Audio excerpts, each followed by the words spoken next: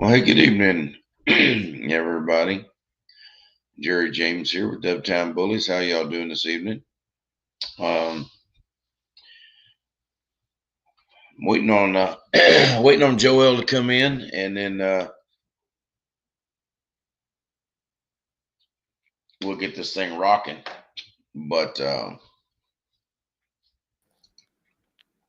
Hey, what's up, big dog? what's popping? What's popping? What's popping? Thank you for I having me hope on, man. I really appreciate it. no, man. It's me that appreciates it. Trust me. I hope we've been having internet shit going on around here, and hopefully I won't have any buffering breakup issues. But we live out in the middle, damn near out in the middle of nowhere, out here in northwest Oklahoma, and sometimes the internet's all right, and other times it's whatever. my platform cut out on me yesterday, so I know what you're talking about. Yeah, We stay in the yeah. sticks as well too. For that cat outside when I'm done. It's literally running under my car while I'm backing out. Okay, Fucking psychotic. okay. Apparently, I have a cat issue. A cat issue? How's my mic? Is it too Yeah. loud? Is it too loud? No, man, you're I fine. need to turn it. All right, cool. No, no, no, you're fine. So, for those of you watching, Joel was the first person that ever invited me on to a platform to discuss inbreeding coefficients and the things I was doing a couple of Hey, years ago. real quick. Can you send me Yeah, the link? Can you send me the link to this? yeah, It I should did on be. Facebook. All right, hold up. Oh yeah, you did. You did. I'm talking about the link to this show right now. It should be right there, present, Yeah, and then you can. Oh no, it shouldn't. Don't worry about it. Don't worry about it. We good. We good. I'm sorry. Go ahead, man. My bad, man. yeah. I mean, I sent you the link. I got you. I shared it. I shared it. I Oh, shared it. oh, you're sharing the link. Yeah. There you go. There it is. All right, now we're back. All right, cool.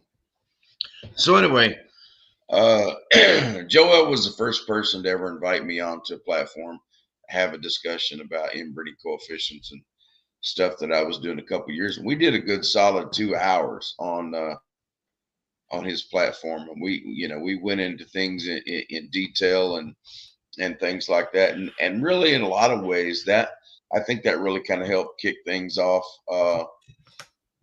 For me, and to try to bring a lot of that information. Now, not to dismiss what Raul with QBN has also done. He talks he talks about genetics and stuff a lot as well. So, but I'm always grateful that Joel had me on his platform the very first time to start talking about things, and he was the first person that I wanted to bring on here, not only because you know I appreciate that so much, but Joel's podcast, his platform, No Bullish TV, um, is just I feel like one of the best bully podcasts, if not the best bully podcast out there, No, I and really appreciate that.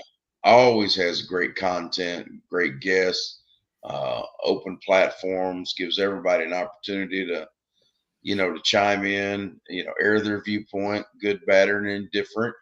Um, and we've done everything from going over the breed standard line by line in detail to just chopping it up about dogs. So And Joel was I'm was the first controversial person. too. Controversial as well. Don't forget about Well, that. I don't mind being controversial, man. It's all good, man. I don't mind doing it, man. It's all good. Somebody has to you know, hit the bee's nest sometimes, man, and just to eliminate those bees that can do you harm, man, you need to swat the nest, man. Get them things. You're gonna get stung once in a while, but it's all good. Well, and one of the things that I admire about you, Joel, is, I mean, you'll speak your mind. Whether, I mean, whatever your position is, whatever your beliefs are, you're going to speak those, and then you're going to stand on them, and then whatever happens, whatever falls, falls, right? Facts. Facts. And so, when it comes to being in defense of these dogs and what we feel like's right and what we feel like's wrong, you know, I mean, you got to, I won't say pick a side, but I feel like your beliefs, have to be very strong about what it is you want to do, what you want to accomplish, and yours certainly are. Facts, man. I believe in these dogs. I love these dogs. Uh I'm I'm I'm not a dog man yet. I haven't been um I haven't dealt in different breeds of dogs. This is the only breed that I've ever dealt with. While you have other people who before jumping into the American bully breed um have dealt with other breeds of dogs before that. I wasn't able to do that because I didn't have those type of influences around me when I was growing up, you know, coming from first generation. Um, I'm first generation American, with, family from the islands. So, they really Right, weren't, they were trying to establish themselves in this country versus uh, getting into, different sorts of animals and stuff like that, especially dogs. So right. yeah. Well, so you said you don't think you're a dog man yet. In your mind, define dog man, because I have a little bit different viewpoint on that. Uh I just been told by OGs you're not a dog man yet. This is the first breed you got into. So I just try to stay in my lane, I guess you could say, and not try to um claim something that I've never been um honored with, as far as like, OGs. They tell me that, I have good knowledge. I've Islam crunch time bullies, Islam fam.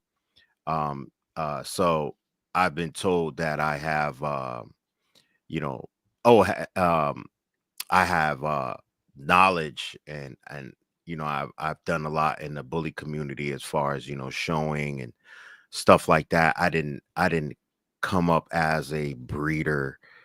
I came into the game as a showman, so maybe then, maybe, because it was a while since, somebody has, hold on, since somebody has said that to me, but I have Yeah. never claimed being a dog man ever. I've always just held my stance on just being somebody who loves these breeds and just a breeder, you know. See, I think a dog man is a person that, I mean, obviously, loves their dogs, but to a point. I mean, puts the well-being and makes the effort to, makes the effort to plan, and somebody that's actively trying to build something as a dog man. You're not just, and nor am I, right? Just trying to throw, a dog together here, or there, whatever. We're putting the health and the well-being of these dogs. I won't say in front of everything, Hmm. but damn near everything. I mean, I Right. would, if push comes to shove, my dogs will eat better than I will. You know what I'm saying? Facts. Facts.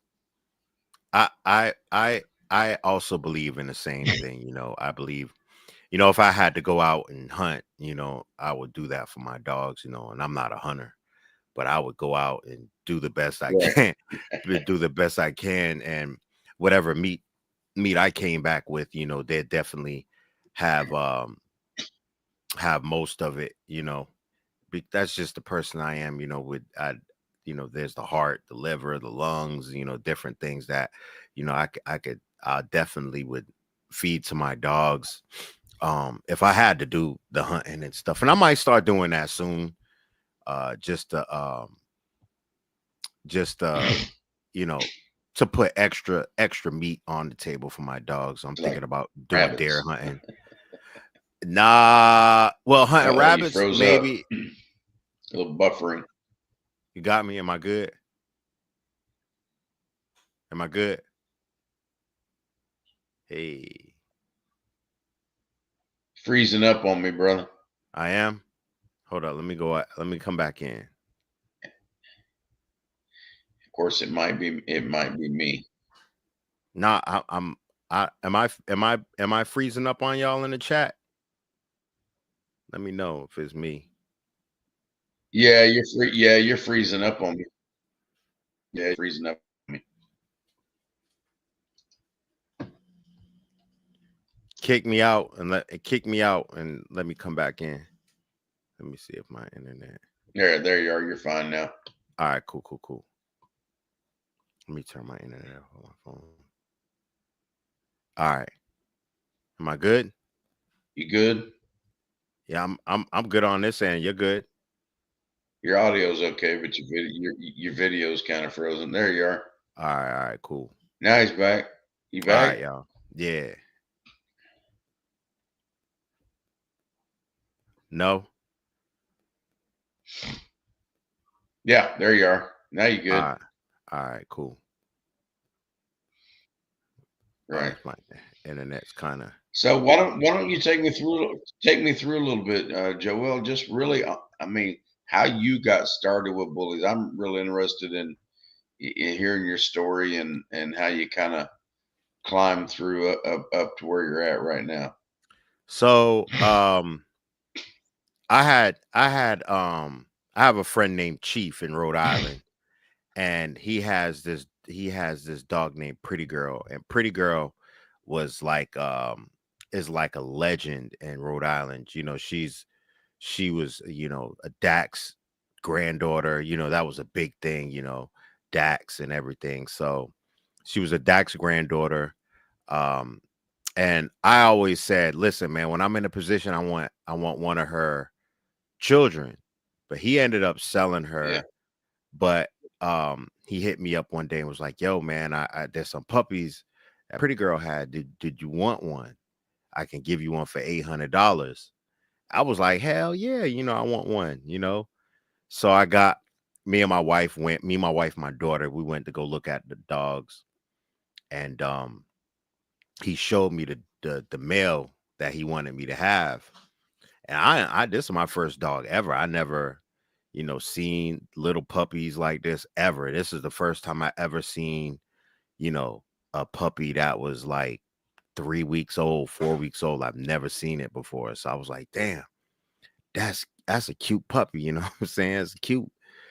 So my wife, fell in love automatically, and we would come every week to come see the dog. He's just get bigger and bigger and bigger every week. It was like, oh wow, you know, and you know, at like 8 weeks, he didn't want to let the dog really go then. So we would take the dog out like at he would bring the dog to his barbershop, and the gentleman who owned it.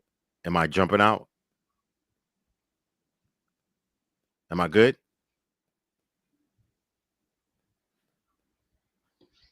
Yo, am I good? Yo, yeah, yeah, you're good right now. You were kind of breaking up a little bit, but I could make out most of it. All right, my internet's back up. Am I good now? Yeah. Yeah, you're fine. So, So I end when up so when was this when you got that first puppy? this is this is What year was that? 2014. 2014. 2014. Yeah, it was 2014. So it was like the end of the 2014. No, it was like the middle of 2014. Like it was hot during the summertime. So we ended up bringing Bane home, and we didn't know what to feed him and everything, so I got some wingdings from, the little party wings from the grocery store, and I was like, I want to feed them raw. So I got some party wings, and I was just feeding the party wings. And he couldn't poop, right?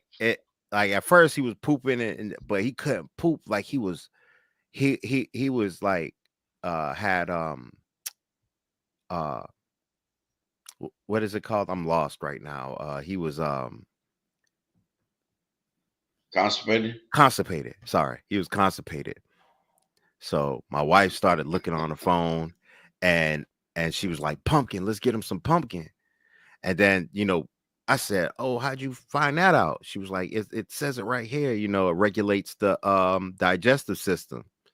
Yeah. So got him some Yeah. pumpkin, and he pooped like he was. It looked like his eyes was rolling in the back of his head when he was taking a good dump. Man, it was a nice, a nice pile. And so I learned the power of the internet, and the power of educating myself through that, with these dogs. And Yeah. so I was like, okay, what else can we get them? And I looked up a barf diet, and it was a barf and prey diet. And I was like, okay, I want to do the prey diet with them. And we started doing that. We'd go to the meat market, and we'd get I stopped giving them the party wings. I started getting chicken quarters and Yeah. cutting That's a them good up. idea.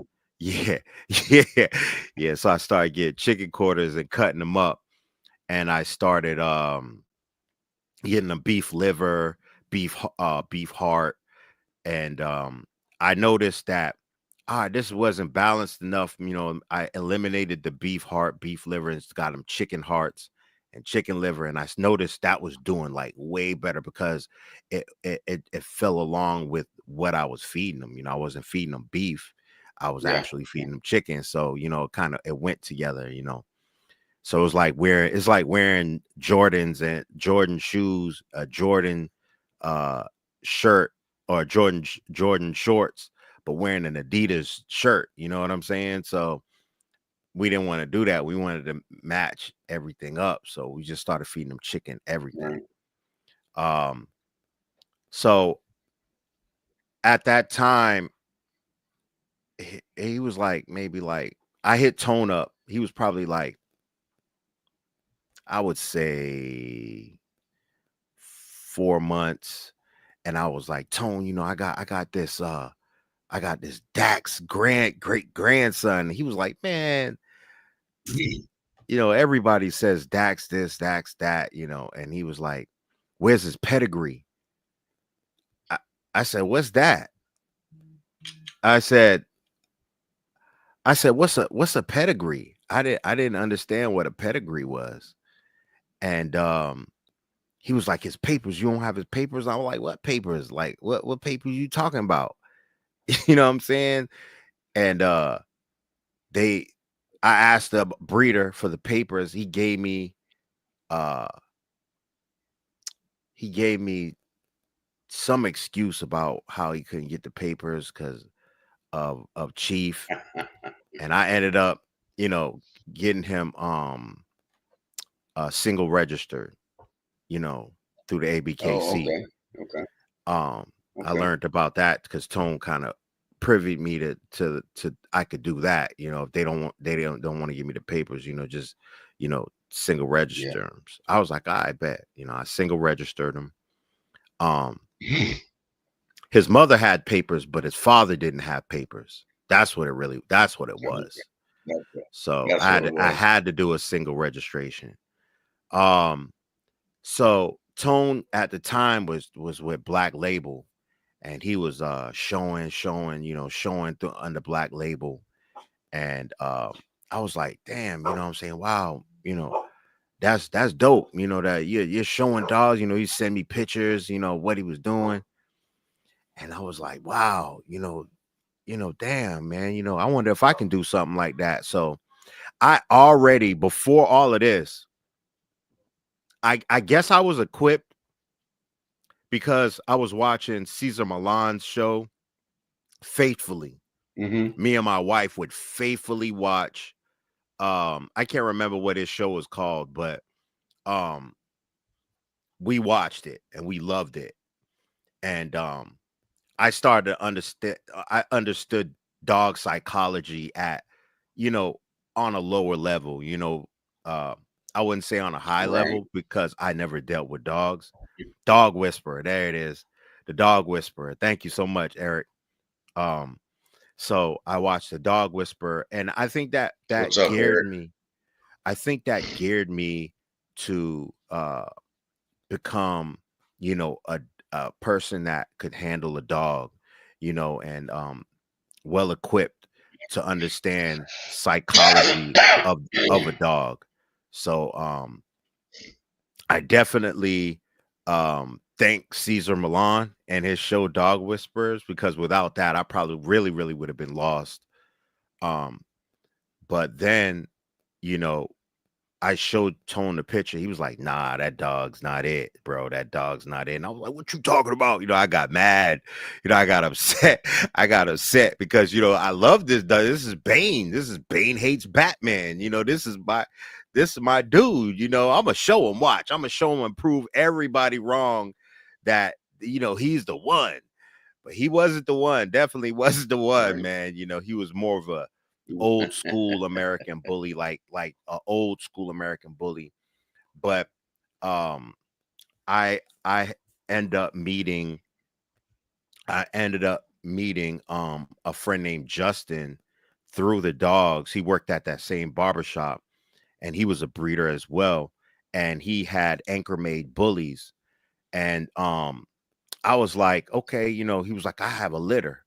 I just had a litter. Come check him out. So me, my wife, and my daughter, we went to check it out. So my daughter fell in love with a tricolor dog in the litter. She had to be probably like 4 weeks old, and she was like, "I want that one." So my wife was like, "I don't know about having another dog because she's allergic to dogs," and she was like, "I don't know about having another dog. I don't know, man." you know. But then she looked at Siren and she kind of fell in love with Siren too. She held her and was like, "Oh no, maybe we can work it out if we have." So he was in between that dog and another dog, and the dog had like an underbite. She was like super short. The dog he was interested in, she was a black tri, Yeah. and he was more on the exotic side, and I didn't know what he was gonna pick. My wife and my daughter was like, "We don't want no other dog in that litter. We don't want no other dog in that litter. We only want this one." So I was like, "All right, hopefully, he doesn't pick that dog and we can get her." So he's seen that she was gonna be more of a regular standard female, and he didn't want that. He wanted more an exotic style dog. So we got her. And he's like, "Bro, you can show her." And I started learning. I started watching videos on showing. I started Tone started giving me a lot of knowledge on showing and what I need to do and the training, and I started to do I needed to do. And I said, "All right, bet." I started like every single day walking the dogs, training both of them. And I ended So up now going. you've always showed your own dogs from the very beginning, right? Yes, yes. I never had anybody show my dogs ever. Well, Tone showed Yeah. my showed shots fired one time. But One time. besides that, no, and that was not, when I mean one time, I mean not a whole show. It was just one. It was like show three, and I did the rest. I did the rest because he wanted to show me that, look, I can stack them up, just like you can. I can do it better than you. And he actually did, and it was a learning moment.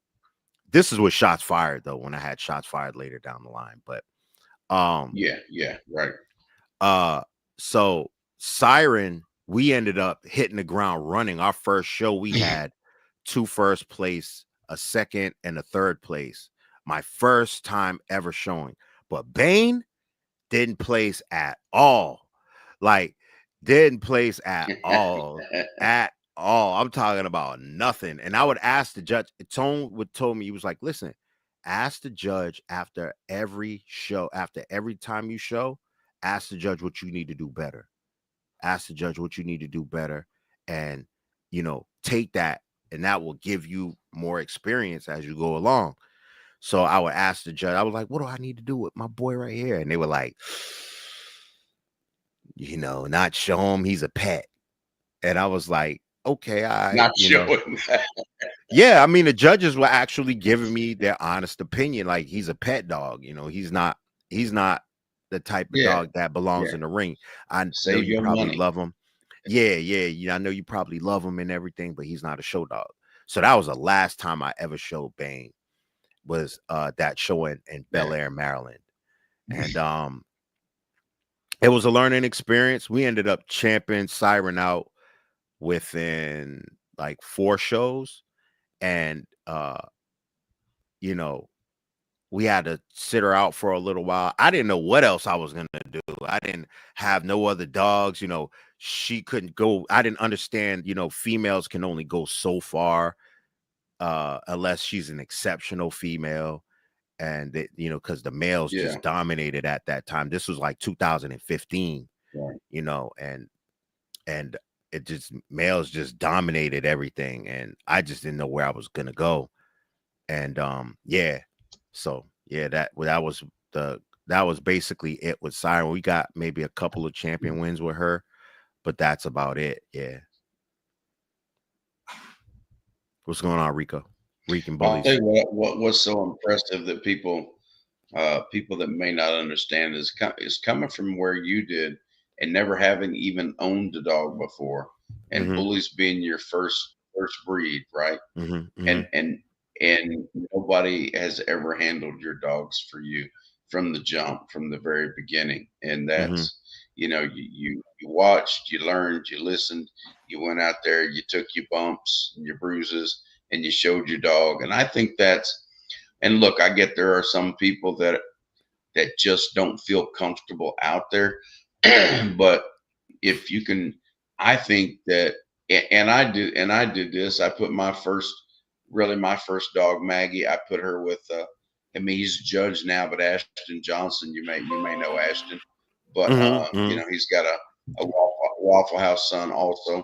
Mm-hmm. And I sent her to him when she was like 9 months old or whatever, and I sent her to him for a month, and he's like, man, you ought to show your own damn dogs. He said, I didn't really have to do that much with her, training wise or anything. And I'm like, well, so he showed her, I think 2 events, and she champed out, right? Mm. But That's that was, big. but that was the last time that anybody ever handled or showed it. Not handled. I take that back. Uh, because I've had shows where I couldn't go where I sent my dog with them, right? Right. But my other dogs have all been trained and shown by me. But it's that when, and that's why I'm just so why I'm so impressed with what you did is that when you come into something new, right? For me, I used to show horses, but I Mm-hmm. wasn't comfortable that I would be good enough to show the dogs. I felt like I wasn't ready. You know what I mean? Right. So And I didn't want to. I remember my first Allentown. My first Allentown show. I used to dress up, tie, the dress shirt, slacks, with some J's on, and I Yeah, used to sure. dress up like I wanted to represent. I didn't even have a kennel group, I was just nomad, you know what I'm saying? And Didn't wear your matter dress of fact, I would socks. nah. I was actually gonna start a bully crew, but my own bully camp, and it was going to be called Nomad Bullies.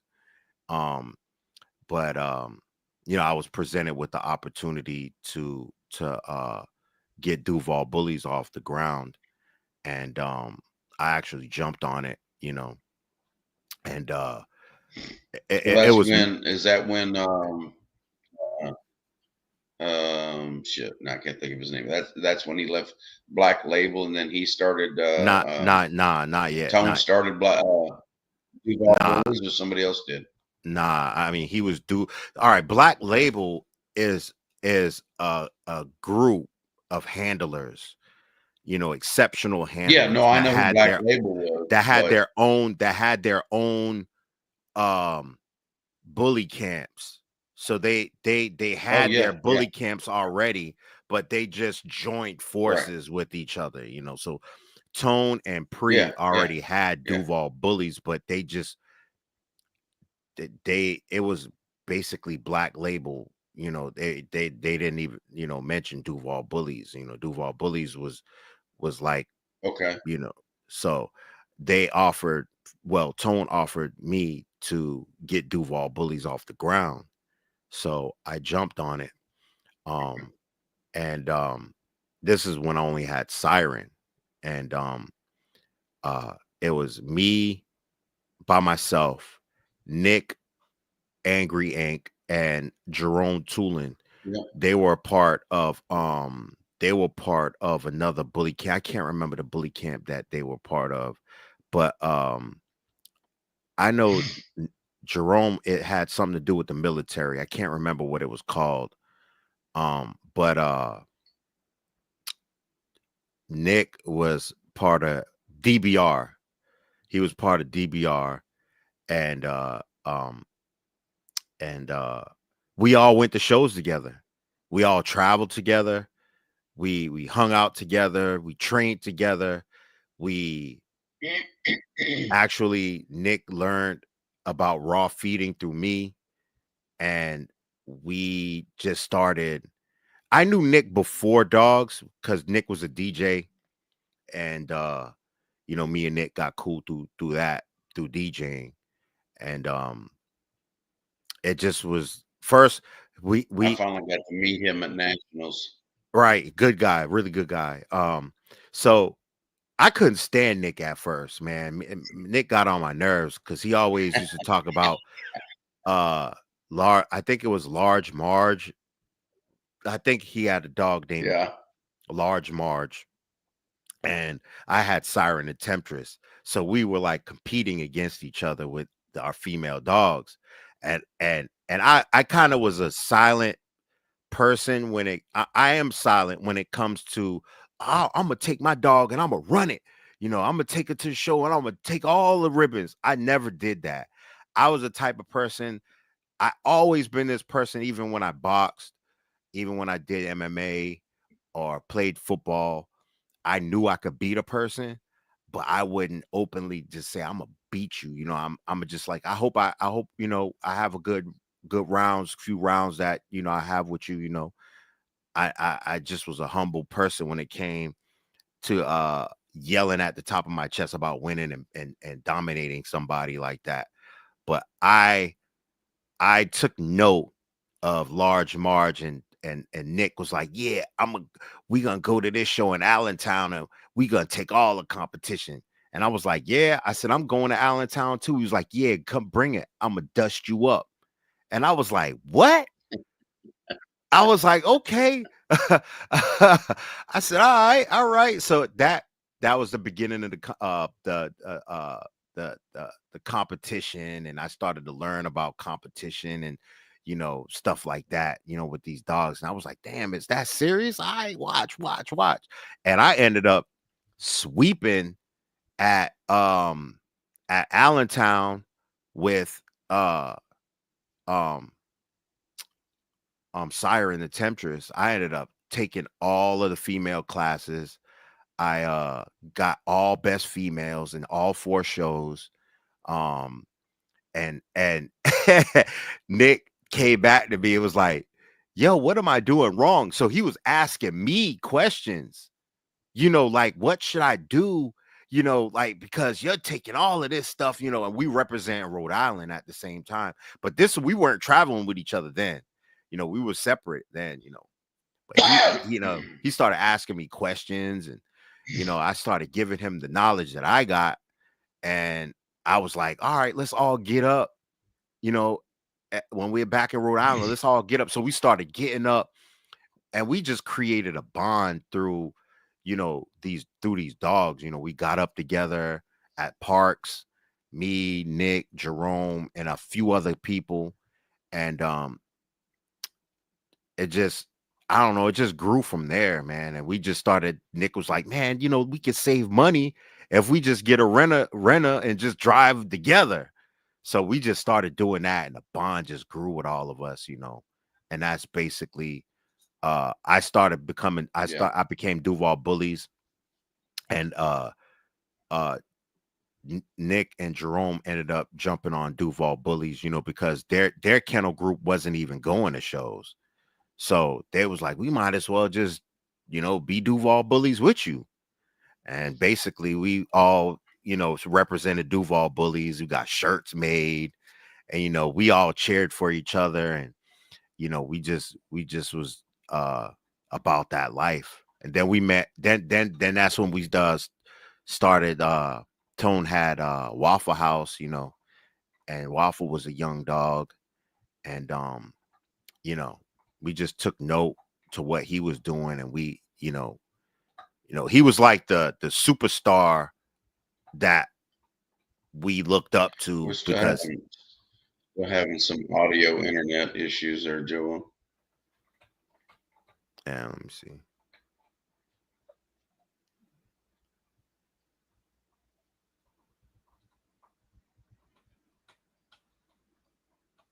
I'm sorry, man. I'm in the country.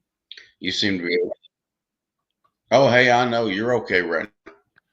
You just kind of come in and out occasionally. Yeah.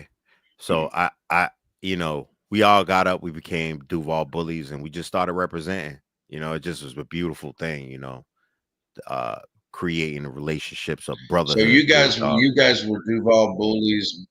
You guys were Duval bullies while Tone was in Black Label. Is that right? Yes, yes.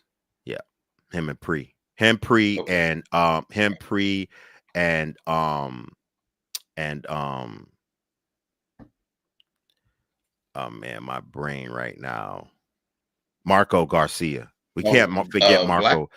Black Label was huge. We got a guy here in got a guy here in Oklahoma that was part of Black Label. Right, Black Label was huge. We can't forget Marco Garcia. He's played a very important part in my development with these dogs as well. Without him and All his right. toolage, Shout out to I Marco. wouldn't. Yeah, I wouldn't even be. Uh, he just took the champion. His production took the champion class at nationals. Um, and Oh yeah. he actually showed it. And it goes to his hard work, man. He deserves it. And Nick actually got a first place at nationals as well, man. They truly deserve it. Yeah, I saw that. Yeah. So yeah, Man, I tell you what, is there nothing more exciting than being out there with your own dog? it is, man. I mean, it is. I don't know how Right. it feels. I don't know how it feels yet. Hopefully, I mean, not at hopefully, nationals, but I mean just being out there showing your dog. right. I mean, hopefully I get to know how it feels to I know how it feels to win with my own production. I like, but I just want to be able to be more. I want to do more than that, because of where we've been with, shots fired and everything. But uh I was Yeah. supposed to get a demon Yeah, we'll get voice. to it. Yeah, I was supposed to get a demon boy son, and it was only one male out of the litter. So that Yeah. Tone did the breeding. And he was like, yo, I got this Waffle House son. I Oh. said, I don't want no damn Waffle House son. That's Demon Boy. You know what I'm saying? Like, I don't want no Waffle House son. But he sent me the picture of him stacking a dog up. And I was like, oh, what, like, who's that? And he was like, man, this a dog I did Waffle House son with Tommy Sorrow girl. Charisma. She's a line bred uh Dak's daughter, Dak's granddaughter. And I was like, all right, all right. So, he was like, hit Tommy up and tell him you want the dog. So I hit Tommy up, you know, told him I want the dog.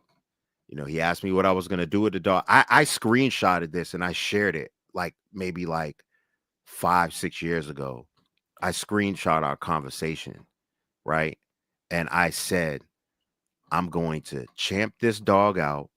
I'm gonna grand champ this dog out, and I'm gonna create a legacy with this dog. I swear to God, I said that to him before I even got the dog. And I said, this is what I'm gonna do with this dog. And I'm gonna make you proud. And yo, man, it just happened, man. And I didn't even know what I had, you know, because the fear that I had with Bane, you know what I'm saying, in my first male, and I just was scared that I was gonna just go through the same thing. The judge was gonna tell me, yo, you need a pet home this dog. But there was a few like there was a few experienced showmen and breeders when I had shots when he was like 4 months, 5 months.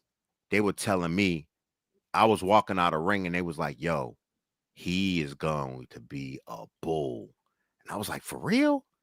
And they were like, bro, you got something right there. So I champed him out at 6 months. I champed him out at 8 months. 8 months. Was it 6 months or 8 months? I think it was 6 months. It was 6 months and 8 days old. I can't remember. It was the same age as Waffle House. I think it was 8 months or 6 months. I think it was 8 months. 8 months and 6 days. I champed him Definitely out. before he was 9 months old, huh? Yeah, yeah. Before he was 9 months, he was a champion. And I took him in the champion class. Nope. Nope. That was not a good look. That wasn't the right thing to do. He wasn't even up to par, with the champions.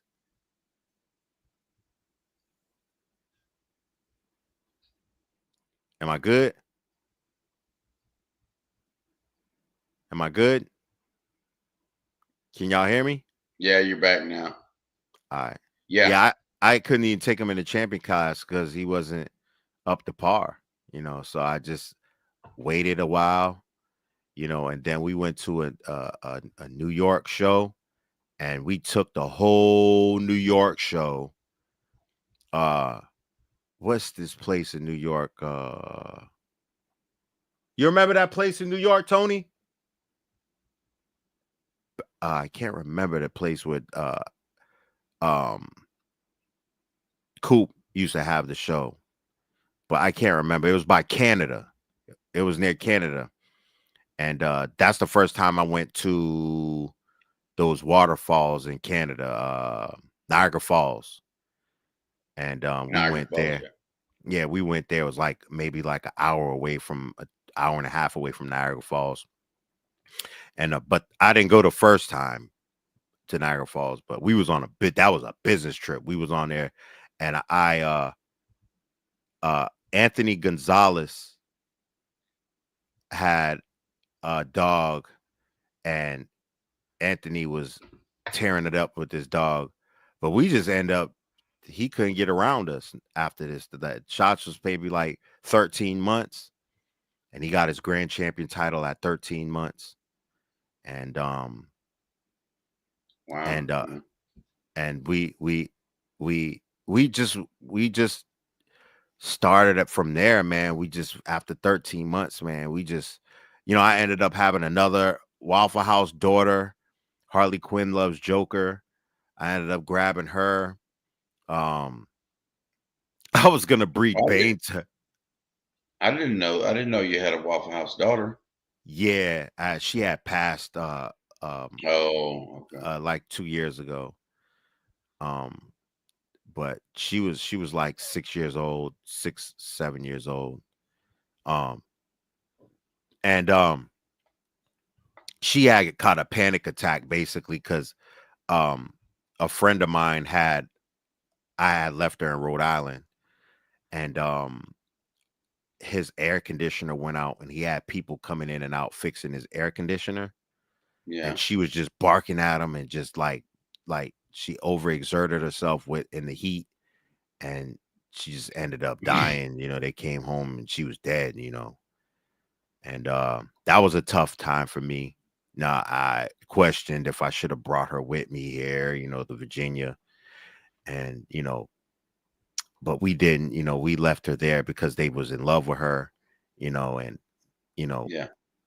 I don't blame my friend or anything like that. It's just, something that happened, And she gave me she produced she I did a breeding. My first breeding was two breedings at the same time, and with Siren the Temptress and her.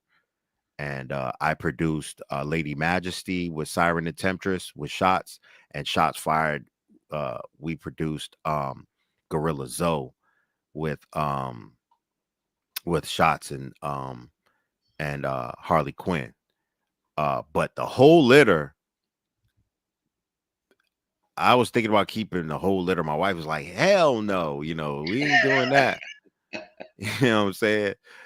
She wanted to keep this one boy, and that was Gorilla Zoe. But I ended up meeting the Marshalls and Kelvin and Eugenia Marshalls. Shout out to Kelvin and Eugenia Marshalls, Duval Bullies.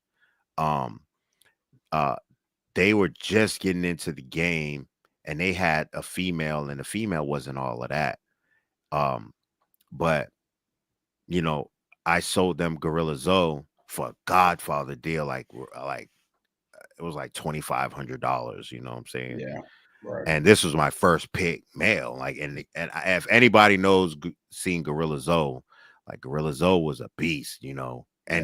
he ended up champing out, becoming a champion. I ended up selling uh uh um uh well, we called her at the time, her name was a try call quest.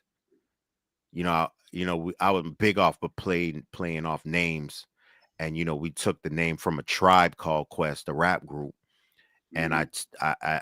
just said a try call. We, me and my wife, called her a try call Quest, and I ended up selling her, um and she ended up taking the name Lady Majesty, and she ended up grand champion at 13 months, the same age as her father. And Yeah. actually, I was in the ring. Me and her in North Carolina faced each other for best of breed. And that was probably my proudest moment ever, when I had shots fired, and and she was in the ring for best of breed with her owner. So that was probably my proudest moment. Oh, no doubt. That's got to be cool. Yeah. But nah, it was cool, running with shots fired and all of that stuff. But I, all of those years, I didn't know anything about breeding. I didn't know anything about breeding. I was just breeding, and I didn't understand, what I had in my yard. And I ended up getting this World Star daughter. Um, and she was a white female, and she just was ahead of her time, like these people with um Brim and Grim children. She was basically like that, muscled up, short, just a bull, and she got a prolapse. I'm Mm. talking about that was hanging to the ground prolapse, Oh, no. and uh I might have missed her first heat where I could have bred her. And so I Yeah. blamed myself for a while, and I was gonna quit. I was gonna quit dogs, because I didn't understand what direction to go in after that. I was just gonna quit, you know.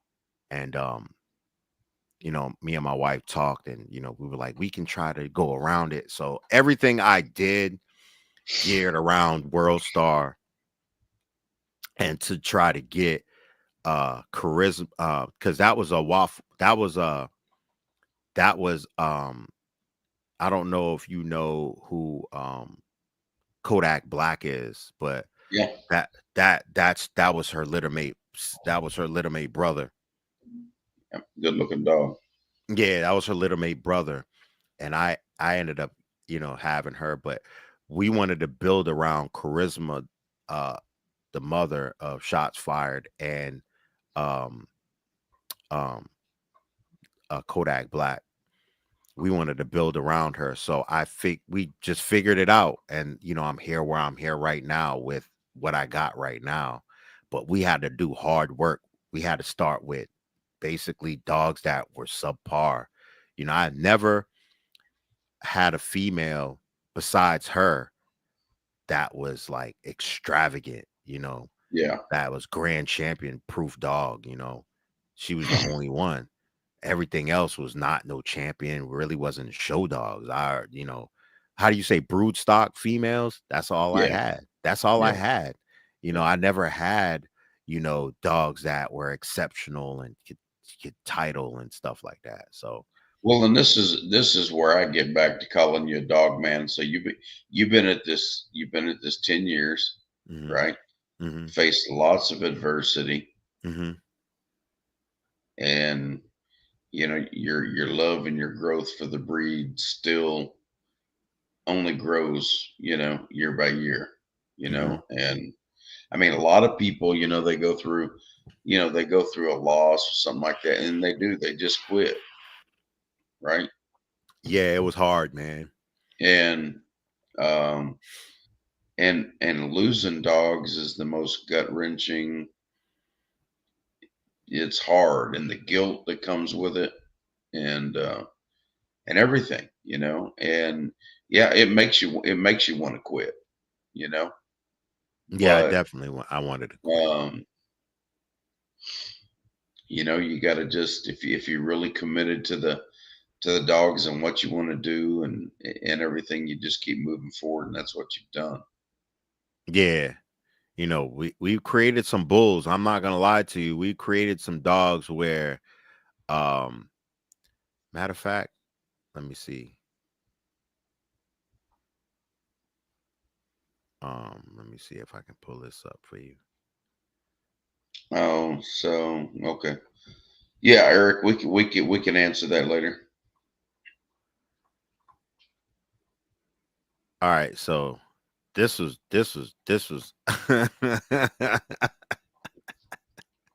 that's my first dog ever right there. That's my first dog ever. Oh shit, that's okay. That's Bane hates Batman. That's So Bane, huh? yeah, man. But I'm gonna tell you, like, he wasn't a show dog, but Definitely not.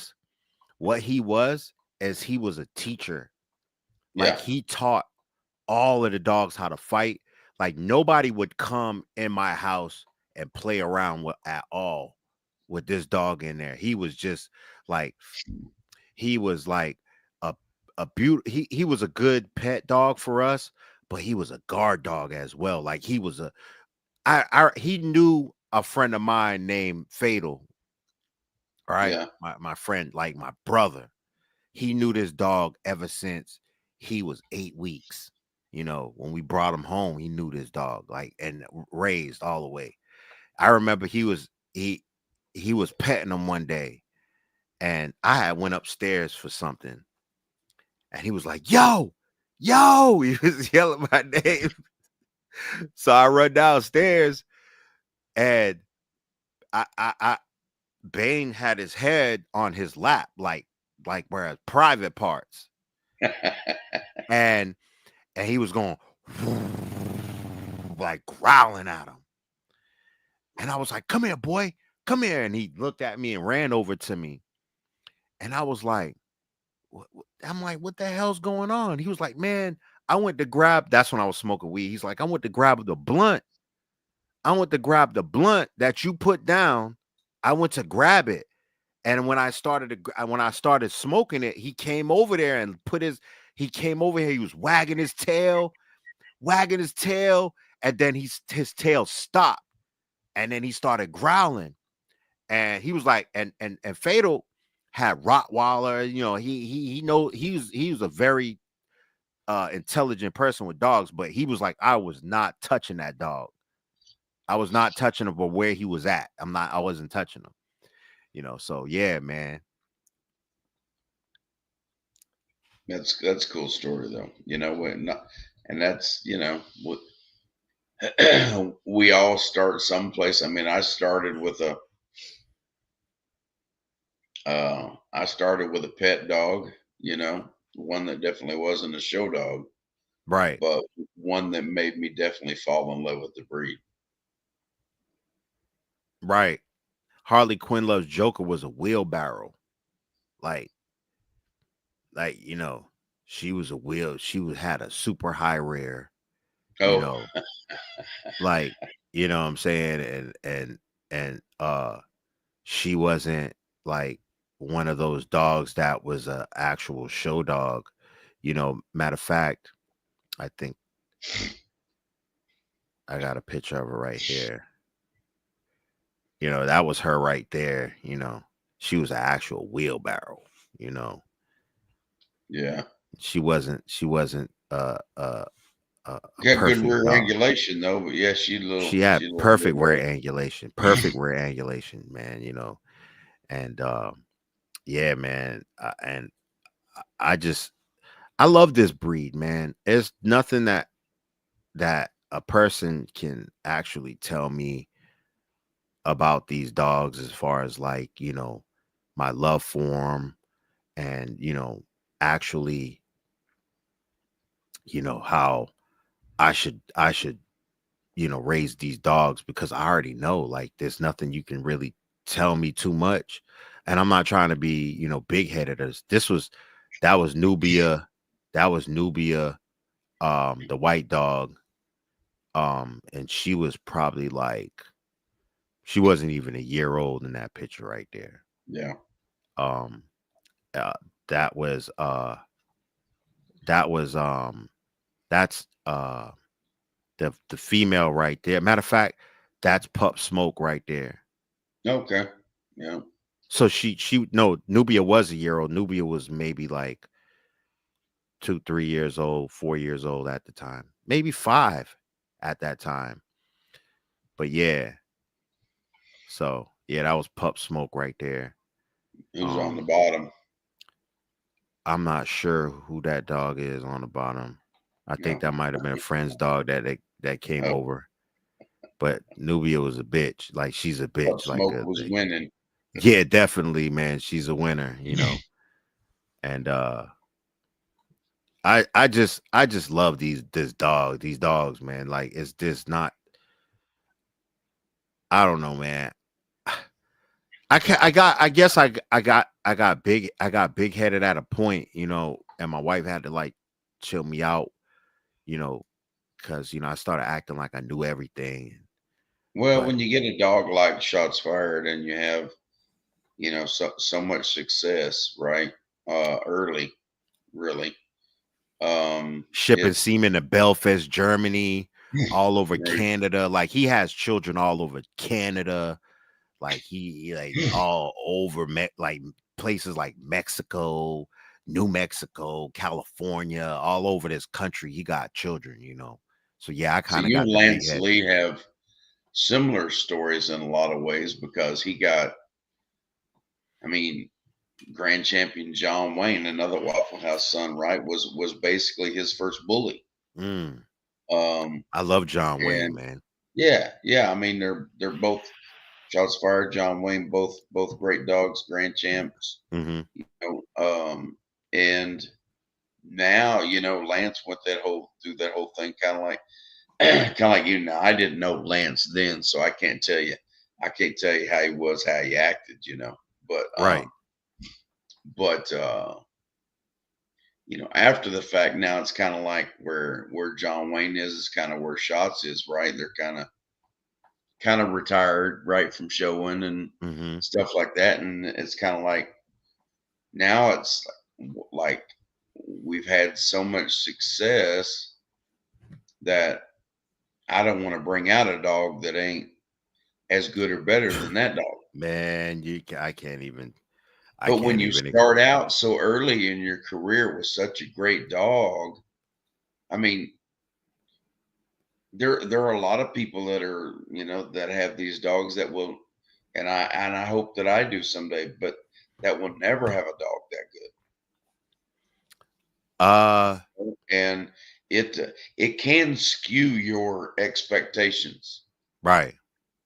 It's like Michael Jordan and then his kids, his children, Yeah, like, who, that they're like they're always gonna be measured by yeah, um their father. But once you start to understand breeding, once you start to understand how to put these dogs together, it's very possible to uh create dogs better than the sire, especially in our breed now, because the yeah, dogs sure. just keep advancing Right, to right, right, different measures of of an American bully. right. So yeah, I am gonna produce a dog. I think I got one here now. But I rarely show him, he's a pocket boy. And I think tribal as well is gonna surpass shots as far as a look, but he's more built like Hangman, like, he's a little narrow, but he's just an impressive dog, like Hangman is, as far as like head shape, size, the height. But he's just Yeah, a little narrow in the shoulders, in the chest. Which I don't like, but my wife loves this dog. I love him. He's not going to be a show dog. He's possibly just going to be a tool for us in the yeah. future. I feel the same way about Icon. He's not going to be a show dog. These dogs are not going to be show dogs. I know it. I mean, it could be. I could take these dogs out and get titles if I wanted to, but I am not satisfied with just champing a dog out.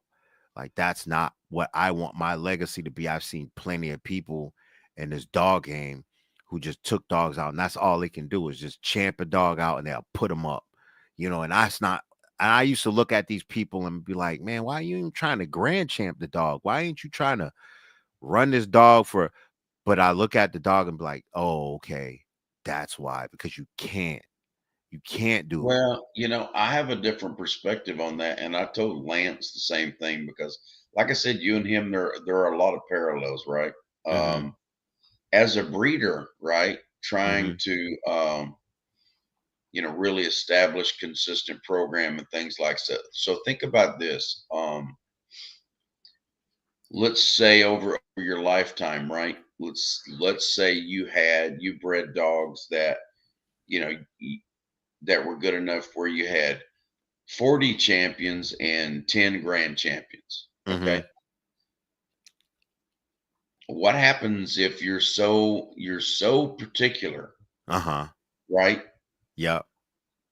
That you only end up with 10 grand champions, but you never get the 40 champions because you decided not to show those dogs that were good enough to champ out. I'm basically in that. I could have, I honestly, I have produced not showing dogs, that I'm talking about pet home dogs. Yeah. Mostly all of the pet home dogs that are show dogs. I'm talking So what I'm about for saying is breeders. for your legacy long term, it Hmm. really is beneficial to show, even if a dog's only good enough to champ out. Right. There are a whole lot of dogs out there that are people breeding and that they own that aren't good Right. enough, Right. right? Hmm. So for your legacy and for your reputation as a breeder, I would encourage you to still show those dogs. And I've told Lance the same thing. See, we're at that point now, I would say, because we understand breeding now. We understand uh pheno and geno right now. We Yeah. understand that right now. See, back then I really didn't understand that. I was about, okay, uh this is my pick right here. I'm a good the rest of them gonna go to uh pet homes. because the show people really weren't interested in what I had. To be Yeah. honest with you, is like because I was new, and I don't know, people Waffle House was new, and just people didn't want it just was people didn't want dogs like from me. I wasn't Yeah. experienced enough, for a person that's been in the game for 15 years to say, "Hey, yo, let me get a dog from." And I think a lot of it was pride as well. Um, I produce some hell of a dogs, man. I there's people that send me pictures of the dogs, and I'm like, damn, man, that dog could be a grand champion right now. Like, damn, like, and I've looked at and I don't know, I just didn't understand where I was at that point in time like I am now. I understand where I'm at now. And now I have more breeders now that are Yeah. interested in my breedings now because I put the time in, and a lot of breeders see, like, I just posted up that pedigree Yeah. that I'm about to do my first breed in 2025. Yeah. I've had I've had 5 or 6 different breeders interested in a dog from that litter. And I'm like, yo, man, there's already like 3, 4 people already that want, man, I don't care. Like I think that litter is gonna hit hard with every dog and that because of charisma. That people that they're like, we see what charisma is doing. We know what charisma has done and Right. Waffle House are doing, and we love Right. how you stacking that blood up. That you stacking that blood up differently, But if I could, I'll keep all the dogs in the litter. You know what I'm saying? But my wife, like my wife, is not gonna be down with that. You know what I'm saying? But she might be. Hey. She might say, "Look, man, I don't know about just giving anybody these dogs because, first off, we've always given dogs for a deal to people, Yeah. right? And my wife is at that point where like no, like at some point we know our worth is this, like our worth is this right here. You have to stop being so nice to people all the time and giving dogs away for 1,500 and 2,000, $2,500. I'm like, babe, you know that's basically looking out for people. But now I Well, know yeah, better. 90% of the people think that, $800 is a whole lot of money for a dog, you know? Okay. But that's that they're not from breeding programs though. Like people that No, no, of understand course not. No, of what course I'm not. putting together, But your average person, right? right. Well, people that understand what I'm putting together and the work that I've gotten. See, I understand now why people didn't buy dogs from me back then. Because I was riding off other breeders' legacies, other dogs' legacies that I didn't produce, you know. But I think experienced breeders, my first my pup smoke litter, a actual judge, one of my mentors bought a dog for me and champed that dog out, Peppa Pig. You know what I'm saying? Champ the dog out. The dog's titled. And all of the dogs, I think there's another dog that titled. There was a male that was about the title, but it was a home invasion and he got stolen from during a home invasion. That was wild. He was about the title. So 3 of the 7 dogs plus Pup Smoke only needs 60 more points to title. So it's like I know, I know that I produce dogs that win. I Yeah. produce dogs that can title, but it's just I've sold them a lot of those dogs to pet home dogs. I mean, pet home people, or people that just want dogs for their homes, and I've Well, and actually, yep, go ahead. the reality of it is when, when you're new and you're starting out and that kind of thing, and, your early litters and things like that, I had a mentor when I was in horses said, nobody will know your name for 10 years. Wow. That's Now a, it's like the dog world. dogs, it might be 3 to 5 years, right? Hmm. But depending. But I didn't really have anybody wanting to buy a dog out of my first litter, and I had a grand champion to champion breeding. Right. But still, I mean, nobody knew me, nobody know what I was, you know what I mean? And it's hard starting out, man. I mean, it's hard. Like you say, breeders don't want to buy your dogs, it's tough. Yeah, nobody was interested in buying a Yeah. dog from me. And in some ways I'm glad people didn't buy them dogs I have for sale, because now I got some great females. I just subscribe to you from my other channel. I'm gonna subscribe to you from every channel that I got. I got like Oh, 4 of them. I'm gonna subscribe to you from a few of them. But yeah, you're right, man. Like I started to understand that people don't want these dogs that people aren't interested in buying a dog from an experienced breeder is not yeah, interested in buying a dog from a person who just started, just because started. I you're mean, not that's who's who why should I invest in your camp when way further along with than you're basically you just did a breeding. Okay, it's 2-time waffles, but you didn't produce that female and you didn't produce shots fired. Like what? yeah, Why should I invest in that breeding when it's not a prominent dog like your dog? I don't know this dog. Your dog's a wheelbarrow. You know what I'm saying? She doesn't look that good. But I produced dope dogs from that litter, and I right. actually had breeders that were like, "Damn, that's." I'm showing them pictures. They were like, "You produced that? Damn, that's the dog from that litter." Yeah, bro. Oh man, I'm fucked up. Like I should have bought a Yeah, dog. right. I should have bought that dog from you, man. I would have been in a further along in my breeding program, because now I'm buying this. I done bought a dog from this dude and it didn't even turn out. That I Right. thought that it was gonna be a good breeding. It didn't end up turning out.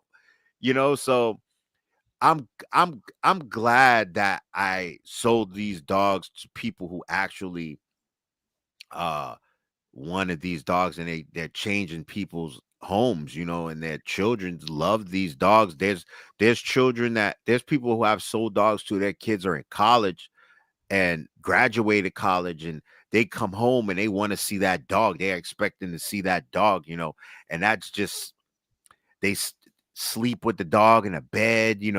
They like no dog sleeping in the bed with us. You know what I'm saying? It's not happening. Because my wife is allergic to dogs. Right, So right. she Yeah, can't. Sometimes they get into bed.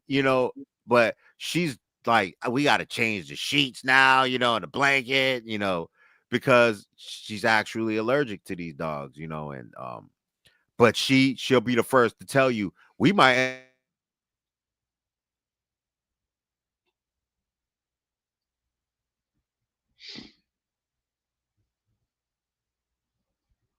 froze up on me.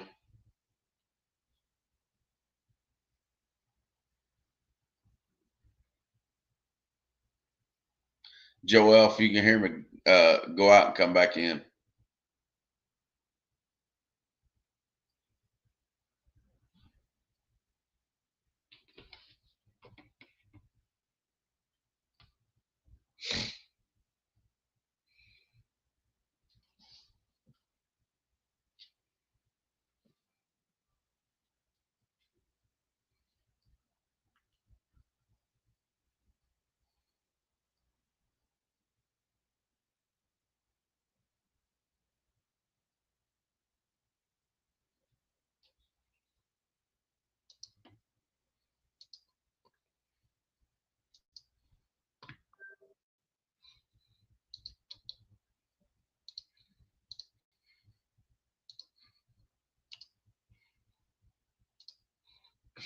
Lost Joel there for a minute. He'll be right back, guys.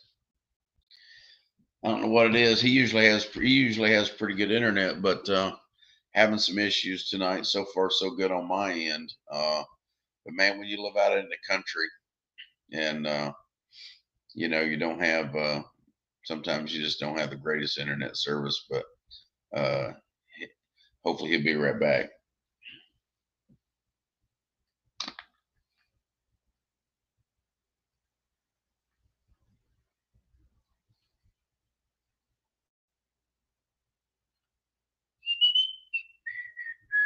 There he is.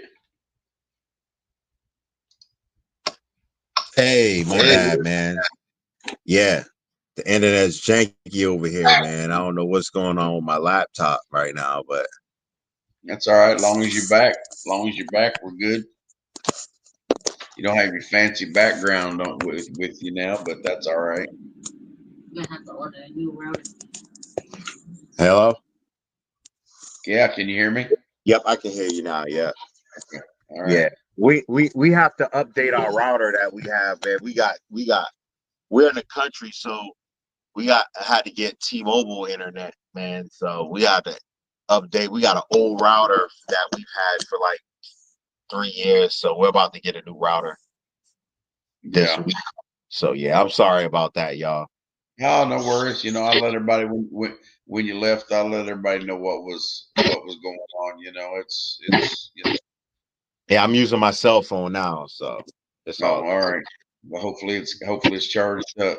Oh yeah, it's charged up. Definitely, it's charged up, man. I'm gonna go ahead and cut this off right here. Let me see if I can. I don't know if it even allowed me to do it. Because like I don't pay for StreamYard now. When we discontinued the BWO podcast and everything, we quit paying for StreamYard, right? And so uh, when you're not paying for it, it don't allow you to add pictures and things like that. So it's like What you I don't mean? know. I can't. Like in your on your brand tab, Oh you know, yeah, like yeah, yeah. They won't let. like Yeah, yeah. I yeah, can't do yeah, it yeah. either. You gotta pay for that privilege. Yeah, but I I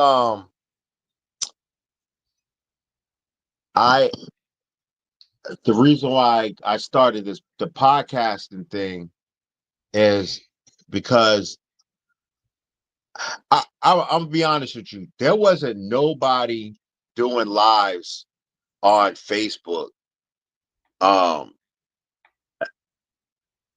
in the bully community. It was FW Spielberg in 2015 that had his first live on 2015, and I was like, "What the hell is this? What's going on, man? Like, what's going on? How is he doing this magic sorcery type stuff, man? Right. And and and I hit him up and was like, "How you do that?" And he was like, "There's a tab on it. I don't know. I didn't do it on. I did it by mistake. I didn't know what I was doing. It was by mistake." And Right. I was like, "Yo, I'm gonna try it." So I went on live, and the next thing you know, I started jumping on that live and doing raw feedings. My raw feedings that I was doing, and that that had such a large impact on the community, and I didn't understand how big of an impact it was having on the community, but it was raw You talking about feeding you were doing lives on Facebook or on YouTube? on Facebook. Okay. It wasn't YouTube. YouTube wasn't even on my radar, Great. and I was doing raw feedings live. You know, I was grinding up. I was grinding up chicken. Uh, we was using spirulina. We was using we was using uh uh uh what's that honey that we was using? No. Before that, the pellets. It was bee pollen, but it was called something else. Nah, it was something else. It was like the bee pollen mixed with the all that other stuff. The Nah, it wasn't that. It was something else. It was named something else. but we started using bee pollen and like different different things, man, that we would just research and learn that would have benefits for your dogs. Then What's up, sucker free? uh, who? Oh, Sucker Free was popping. I can't Yeah, even see the chats. Let me see. I can't even. yeah, I sucker can't free even. joined us. Oh yeah, I can see the chats. What's up, Sucker Free? What's popping, fam? Nah, this an interview that I'm being blessed with, man, from Mr. James, man. Thank you to The Mr. James. topic is just talking to Joel tonight. That's all. That's The history, the you history. know. So I would do raw feedings, and I influenced. I would say I'm the second person in the bully community that started doing lives. Nobody else was doing lives. Nobody else was doing lives. And I was like one of the second people who would do lives. So I can't see the chats on there. So if anybody says anything, just let me know. You know, Yeah, sure will. I was doing lives, and it was just nothing but raw feeding. It was, and there would, and I remember one time I didn't go on one morning, and it was like a good 4 or 5 people hit me up. Man, you going live? You going live? And I was like, damn, okay, this is real. People really want to see me doing the lives. And my wife would jump on there and be like, oh, we also do this. And my wife doesn't like the camera. You know, she doesn't like to be out there like that. But uh That's people, I understand that. My wife doesn't either. yeah, but people started to understand who she was and know my wife. And I started like telling, yo, my wife thought of this. You know, my wife, thought of this idea. What is the name of that? It's messing my head up. I can't even think of the beat stuff. It's oh man.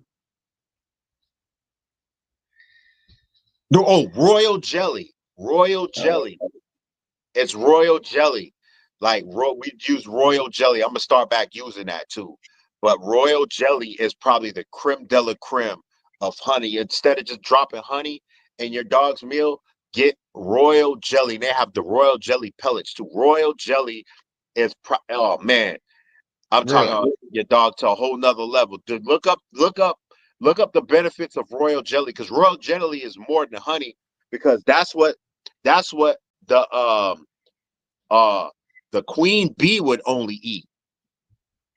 The queen bee doesn't eat anything else but royal jelly. So let me ask you a question. Does it shock you about the number of people in the bully community that don't self-educate? Yes, it is alarming, because I used to say it all the time. I used to be like, you know what? Breeders used to make fun of me, older school breeders, Yeah, that were the message board guys and stuff like that. And they would be like, oh, they would say, Google you, like Google University. You yeah, know, they would be like, oh, you graduated from Google U. But those same breeders would circle it back around and get in my inbox, man. What was you doing? Yeah, okay, all right, and I'd give them the information. Just like when we listen, the internet is so powerful that yeah. It is. me and my wife had to deal with pyometra, right? For the Yeah, first time with one of our dogs. Guess what? We found the natural cure for pyometra on the internet. On the internet, searching for hours. I'm talking about, man, I can't tell you the hours that we spent, because we didn't want this happening to our dog again. The depression she had, the yeah. bleeding, the smell, the just her not eating. It just was like we didn't want to go through that again. So, and yeah, we were holistic back then. We're gonna get back to it. We were doing that in Rhode Island, like, but we moved, we lost our meat plug, you know, and all of that. Oh, I forgot that's on there. That's one of my close friends. I call him my brother. His name's Jermaine. And I turned him on to raw feeding. He was not doing raw feeding before, and he turned us on to the meat plug. We found Yeah. the meat plug through him. And so like I I'm not trying to like say, oh, I'm the biggest dude, but I have influenced so many people in the American bully world to feed their dogs raw food and educate them on what's what and what is this and what is that. A lot of people, like hundreds and hundreds of people, and I've helped cure, I would say, close to thousands of people's dogs with the pyometra cure. I'm talking about crazy numbers, to where I started going to shows and people that I didn't even know would come up to me and be like, yo, man, your information saved my dog from pyometra. And I was like, for real, man? And I'm talking about people I didn't even know. People I didn't Yeah. even know would come up to me and be like, your raw feedings I changed my meals from raw people I'm looking at. I don't even know these people. People inboxing me, right, from all over the country, just messaging me about, yo, thank you so much for your lives. And, without your lives, I wouldn't be feeding my dog like this. And it just, the, the legacy that I want to lay down for the American bully world is that of knowledge, and that of, listen, I found this out by researching online. You can do the same thing. You could be the next person with the next idea or next whatever you have to help other people. You know what I'm saying? And I never do it uh I always do it from the kindness of my heart. There's people I do not like, and they know I didn't like them. Hit me up, yo, man, I need that cure for pyometra. I would give it to them, no problem, and then follow up and ask them how they dog, ended up, Yeah. how did it help their dog, and I would say I was in the 90 percentile where people were like, yo, that cured my dog. The other like 10% it was like it went on too long. You got to do this right in the beginning. You got to catch this right in the beginning. So yeah, let me see if I can see the comments. Yeah. I think, people, and look, it's, the more we educate, the better off everybody is. But at the same time, I don't know. I mean, sometimes, and I guess I'd have to say sometimes some people are just passive learners, where they want to just watch a video or something like that. They don't want to do the research themselves, or maybe they're not comfortable with the terminology, things like that. Because you start getting into the science of things, you start getting into the nutrition, you start getting to certain things, and the words do get long and complicated. They can be confusing. They can't, and some people just don't do well with that, but they do well with more of a verbal video type learning, and that's our space. The more we can help everybody, the more we elevate everybody and improve the overall health of our breed. Right. I went on QN, what is it? I can't, QBN. QBN, Yeah. and they had me on as a guest, and there was people. I mean, that level of exposure, Yeah. people were like, who is this dude, man? Like, who is this guy? Like, this dude is dropping some science on us with raw feeding. Like, he, and even Raul was like, okay, okay, and I thanked him for letting me jump on. He was like, bro, you was dropping some you was dropping some science on there, man. Thank you. And I was like, okay. So I think I should start something of my own. Like, I think I should start something of my own, man, and hopefully I can touch a lot of people with this knowledge within the American bully community, not just within the American bully community, but I didn't want to copy what Raul was doing. I didn't want to copy what other people were doing. And when I started No Bullish TV, there wasn't that many American bully podcasts I was about education. It was probably like Raul and maybe like two other there was that what's I can't remember the bully dude where he has the where he explained the breeds, different breeds, and the breed type is called bully something. It's nah, I can't remember what it's called, man. But I can't remember what it's called. But it was like an insightful videos that he used to put up. Well, And I I loved mean, it. Terrell's been doing them for about 10, 12 years, and then you've had, a few here and there. You had, but I think this was only like 7, 8 years ago. You had Kyle Lumley and Bull in the China Shop. They had a pretty good. Bull in the China Shop was another one. I kind of when he stopped, I said, I'm gonna kind of take what he was doing because he was interviewing people.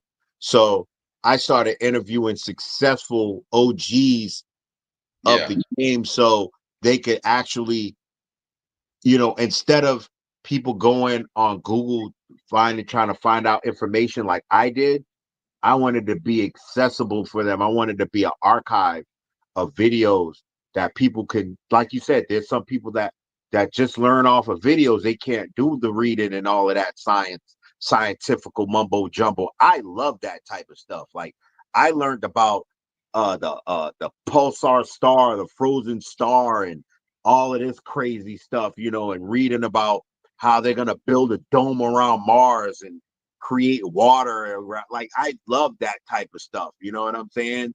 And when it's about something that I actually care about with these dogs, I'm not gonna lie, I've gotten lazy, man. I've gotten lazy over the years. And my wife, good thing for a good woman, man, because they'll help you realize, where you're slacking at. You know what I'm saying? oh yeah, And I'm gonna get back on it. We have some big plans for 2025 that I can't uh really say about, but just know that we're gonna get back to our old ways very soon of being more holistic and sharing it with the community in more ways than one. So definitely be on the lookout for what we're gonna have going on. And like in the spring of 2025 is gonna be very, very big. Just like how Trump would say, it's gonna be huge. It's gonna be gonna be you. very huge.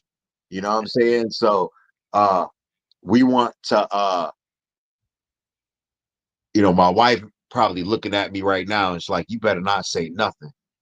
I'm not gonna say nothing. I'm gonna keep. I'm gonna keep my promise to her.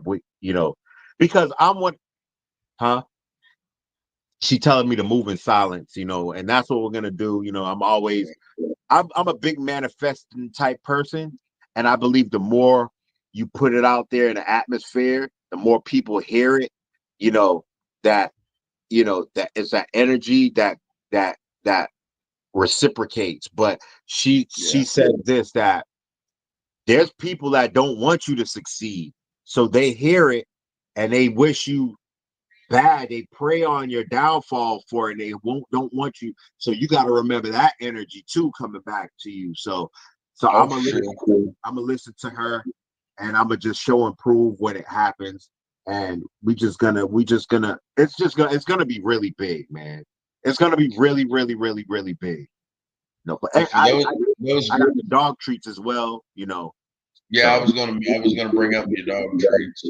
Go ahead, tell everybody about they're your the dog. best on the market, man. It's like dog crack. You know what I'm saying? It's like Yeah.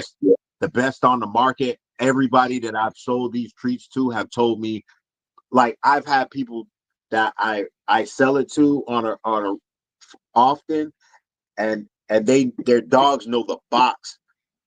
Like they say, man, we get so many boxes from Amazon and they don't bother them. But your box that comes in, they know it's these treats. Like and I my cat eats them. People thought I was lying, and their cat eats them now. And it's like, I just, it's a blessing because like like I researched all the ingredients and what the ingredients together combined can actually do, and we call it bougie because shots fired doesn't eat on the road, but Yeah. um, he ate this mix and he ate the treats. So we call, he's bougie, it was made out of made out of apples, ground chicken breast, now ground chicken thigh, because I understand that dogs need that a little fat in their lives too, versus you know just lean meat. But Right. the smell has heightened their want for it with the ground chicken thighs in it now. And So you mostly feed them dark meat, Joel? Ah, no, yes, that's all I feed them. Like when we do our raw feedings, yes, that's all I feed my dogs is the Dark dark, meat. is the quarter. We feed them the quarters. We don't feed them anything else. We don't feed them no breast because these dogs are already leaned out, so they need more uh more fat content, and the chicken is already lean as it is, but they need Yeah. something that has more fat in it than just chicken breast. So dark. Well, and you know that, and I know you know this, but a lot of people probably don't know this, is that dogs dogs were never really intended to ingest or live off carbohydrates, Right, right? Their energy sources have always been proteins and fats, right? And so a lot of your dog foods these days, if you're not buying high-end dog food, are full of corn or peas or things like this, which are carbohydrates, yes, basically are sugars for energy, right? But right. that not really good for your dog. No, it's not. I always tell people if you're feeding your dogs dog food, to make sure that you get a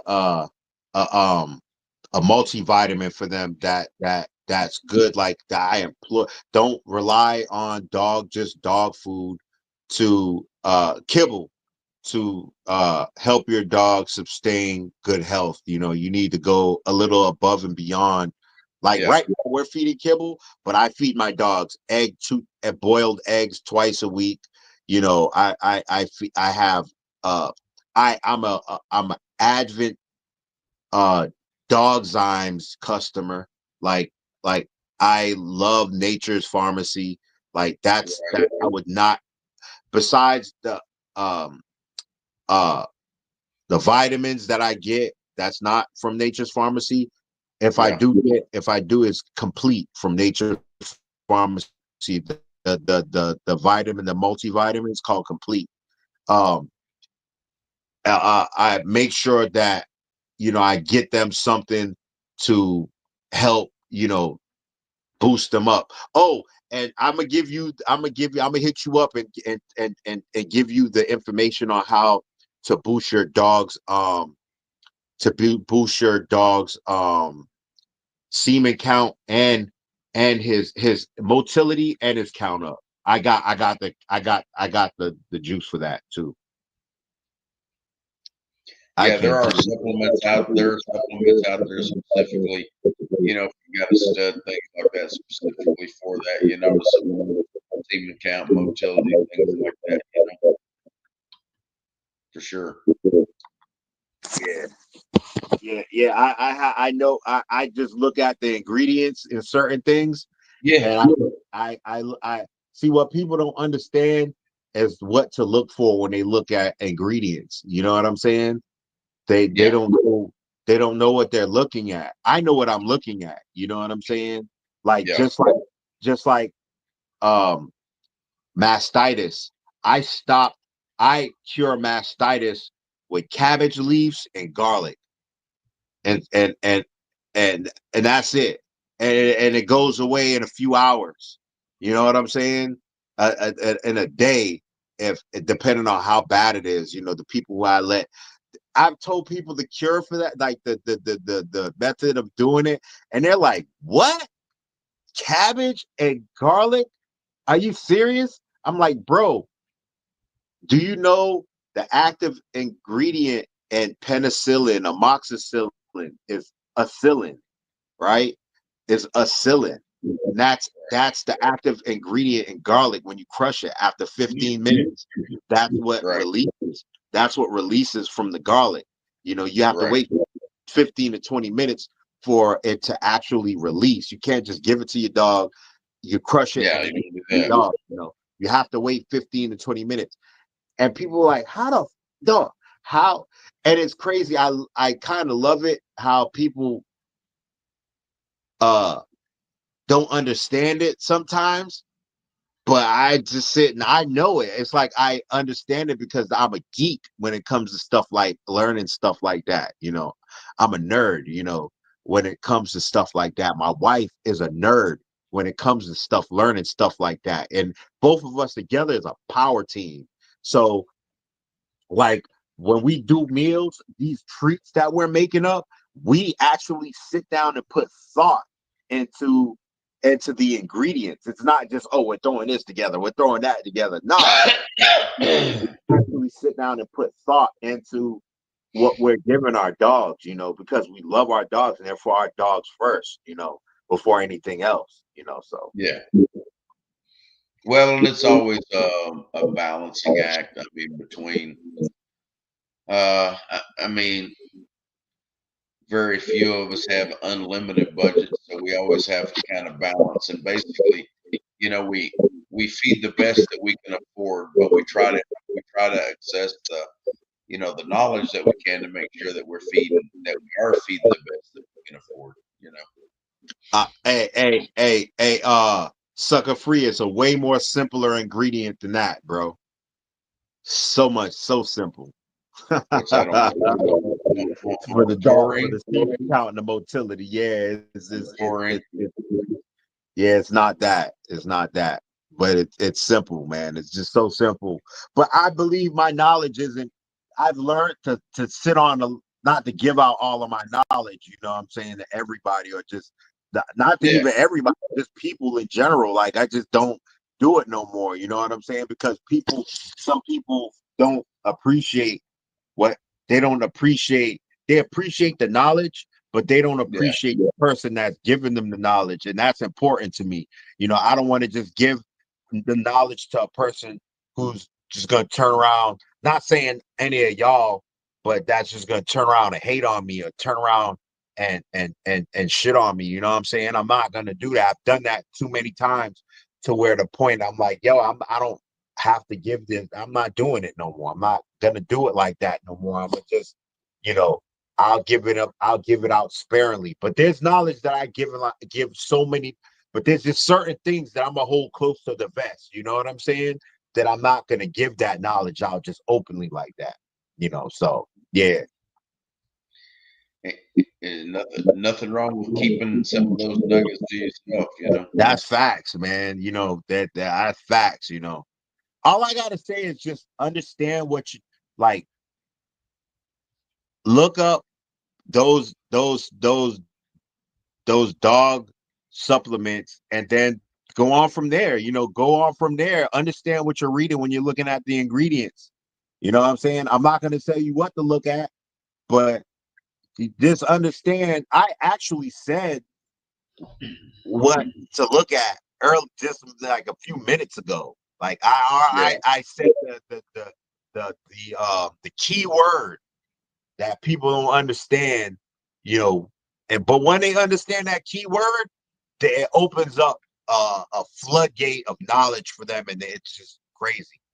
But I don't like sharing a lot of stuff with people, man. I just keep it close to the vest, and I drop nuggets sometimes so people can pick it up, and those people that pick it up, I I I end up sharing, tidbits with them here and there, because Well, they're active thinking people, and I like that. You know what I'm saying?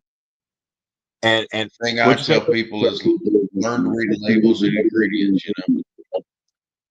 Man, once you understand what to look for, like me and my wife have this holistic book. Like I'm about to make dog treats that help with motility and semen count soon. Like I'm coming up with that for 2025. I'm gonna have dog treats for that, to help motility and semen count. Like it's simple. It's just so simple to do. I mean, it's just like, I don't know. I guess I just love it. I love it. You have to have a love for, like, Michael Jordan. I'm not trying to compare myself as Michael Jordan to the bullies or anything like that, or LeBron James, but those certain players, it's more than a game to them. It's just so much more than a game to them. Any top tier athletes, that top 5% athletes, and that see the game different than everybody else, they they are going to look at training. They're going to look at different methods to do things that take them way further than everybody else. They're going to stay up those late nights. They're going to not have any sleep. They're going to do Yeah. certain things that other people aren't willing to do, aren't willing to do at all. But I learned from this bully community, people will leech off of you, like, Oh, for sure. real. Yeah. People will leech off of your knowledge. People will leech off of your productions and what you're doing in your yard. People will just leech off of you in this game. So that's why I'm reserved. I reserve myself a lot, from giving people certain things and energy. So Well, like you said, they'll take the information that you give them, but they won't appreciate it. nah, they won't. But You I know, employ people to um nah, that's not true, sucker free. That's not true, bro.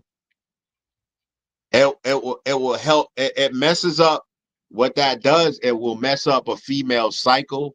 It could mess up, um if you're not supplementing your dogs a certain way. Yeah, it could throw it off, but you have to supplement. Make sure your dog yeah. certain Well, amount of vitamins. You got to make sure that you're supplementing them with things, um, like Dogzymes have a supplement, and the reason why I love Dogzymes is because they're natural ingredients with no fillers. You know what I'm saying? So they have this supplement for females, and it's called it's for the open bitch. I can't remember what it's called, man, but I have some in a bag, and I'll have to share it. But I lost the bucket. I don't have the bucket no more.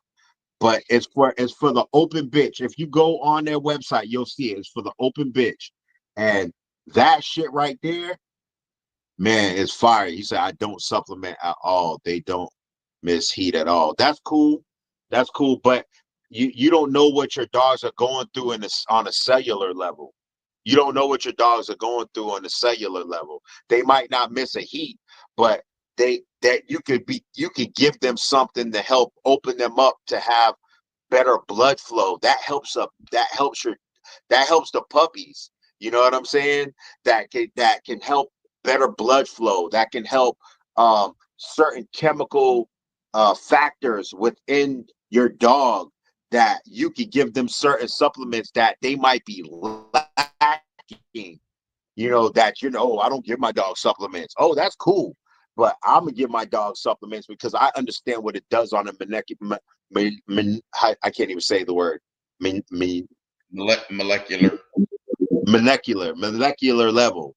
Like, I understand what certain things do for blood flow, and not just for blood flow, what's within the blood that can help the dog um pass it along to the pups, or help the dog with their lungs, like Yeah, for well, like micronutrients and yo, bioavailability are it's really important. crazy, man. We have we have the advantage of knowing these things, and to take our dogs to a whole nother level if we just embrace it, right? But you know there's a lot of people that's in their old school ways, like they give their dogs eggshells still, man. Yeah, I don't like that. I spoke against it, and a raw feeding page, they kicked me out of the page. They kicked me out of the group because I asked the question, what is these eggshells crushed up in your dog food? You're killing your dogs. You're doing your dog more harm than you're doing them good by feeding them eggshells. Oh, they do it in the wild. Yeah, they do it in the wild because they have to do it in the wild. You know what I'm saying? They have yeah. to. You know what I'm saying? They have to do it in the wild. You know, like so, like Well, when they eat an eggshell in the wild, what they're getting is they're getting what's inside the egg. That doesn't mean they're picking up nutrients from the right. shell. They're not smart enough to understand. Um, there's a film around the egg that actually helps the egg stay strong. Like when you try to squeeze over one hand, Yeah, there's a film around it that yeah, plus the yolk helps the white. I think it's the white that helps the you not be able to crush the egg with one hand. It just makes it like a rock almost. Um, yeah. but A regular raw egg's got a thing called the bloom around it, right? right, And but and your that's what they're processed eggs don't have that. right. That's what they're trying to eat. That's what they're trying to get. That they're trying to get to that right there. They're trying to get to the wetness of inside of they're trying to eat. They're Yeah, hungry. yeah, They're hungry, so they believe eating a whole shell would, yeah, but it's not helping them. They're pooping it right out. It's going right in, and it's coming right out their butt. And I've had people tell me, "No, it don't come out their butt." Man, you're a liar, man. You're a liar, man. Yes, it is. There was yeah. It people in the does. group telling me it don't come out and they digest it. How? Yeah, they're digesting it. It's going in and coming right out. They butt. Yeah, you're right. They digesting it, but it's not for a shell, for calcium to actually help your Yeah, dog calcium uptake. has to Yeah, absorb through the liver any vitamin any vitamin. That's why it's probably good with the tablets, and that's why it's good to crush them up and put it in your dog's food instead of giving it to them whole. Just that's just me. That's a little thing I like to do. There's people who told me, "Oh, why do you grind your dog's chicken up?" I give my dog chicken. Uh, I give it to them so they can chew it up, and help their jaws. Man, there's bone that you can get to help your dog with their jaw muscles, man. They're trying to eat food. Why are you making it a workout for them? You know what I'm saying? Why are you not making it super enjoyable for them so they can break down this food more easy? Like we have the advantage to do stuff like this when it's ground up. The dog breaks the food down easy. So now it skips a process that a dog's body has to do, like breaking down the bone and breaking it down, and the acid in its stomach is working all extra hard now because it has to break down bone and consume the marrow within the bone that it's really trying to get to, which is the most nutritional part of the chicken. right. You know what I'm saying? Is the bone marrow. But now Yeah, you're breaking it down for them, and now it's all through the meat. You know what I'm saying? And it's just skipping a process that a dog has to, and it's helping the dog move further along. It's just people don't understand, man. Like I said, I'm a nerd when it comes to this. I'm not just old, like an old school dude when it comes. I'm a nerd when it comes to this.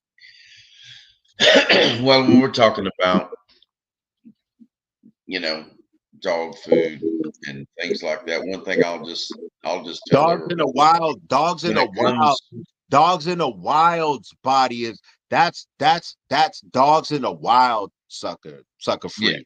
That's dogs in the wild.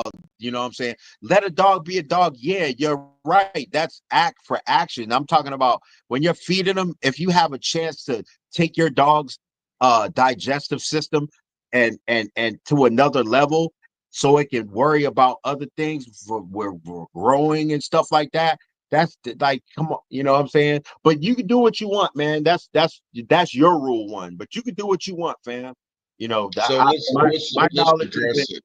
for everybody, but cool. Let's address it this way. If you own American bullies,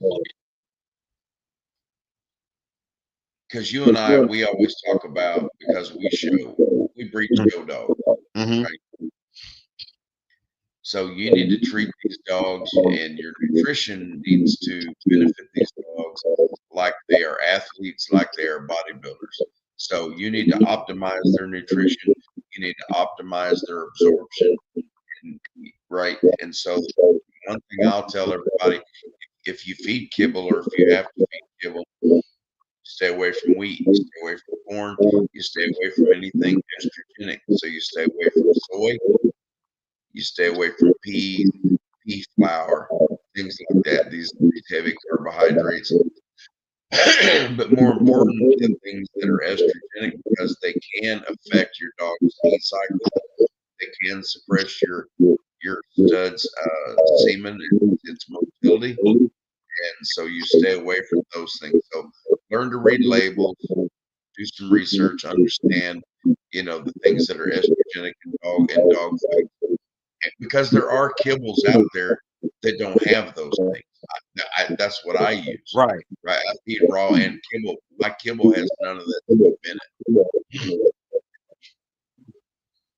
Yeah, I look at some people's diets. Some people send me their dog's diets and what they feed their dog, and I look at some people's, what they post up and what they feed their dog, and I'm like, Damn. all right, I don't get in nobody's inbox. I don't be beating my chest on telling them what they should be feeding their dogs. That's them. Yeah. You know what I'm saying? My dogs look the way they look for a reason. You know what I'm saying? When I'm on my G shit, when y'all will see 2025 is gonna be a different year, for no bull-ish kennels. It's gonna be a year that is gonna be remembered. That I'm just letting y'all know that I'm telling you, man, we're gonna be on a whole nother level here when it comes to feeding, breeding, all of that stuff, man. I just got my mindset on just taking it to a whole nother level.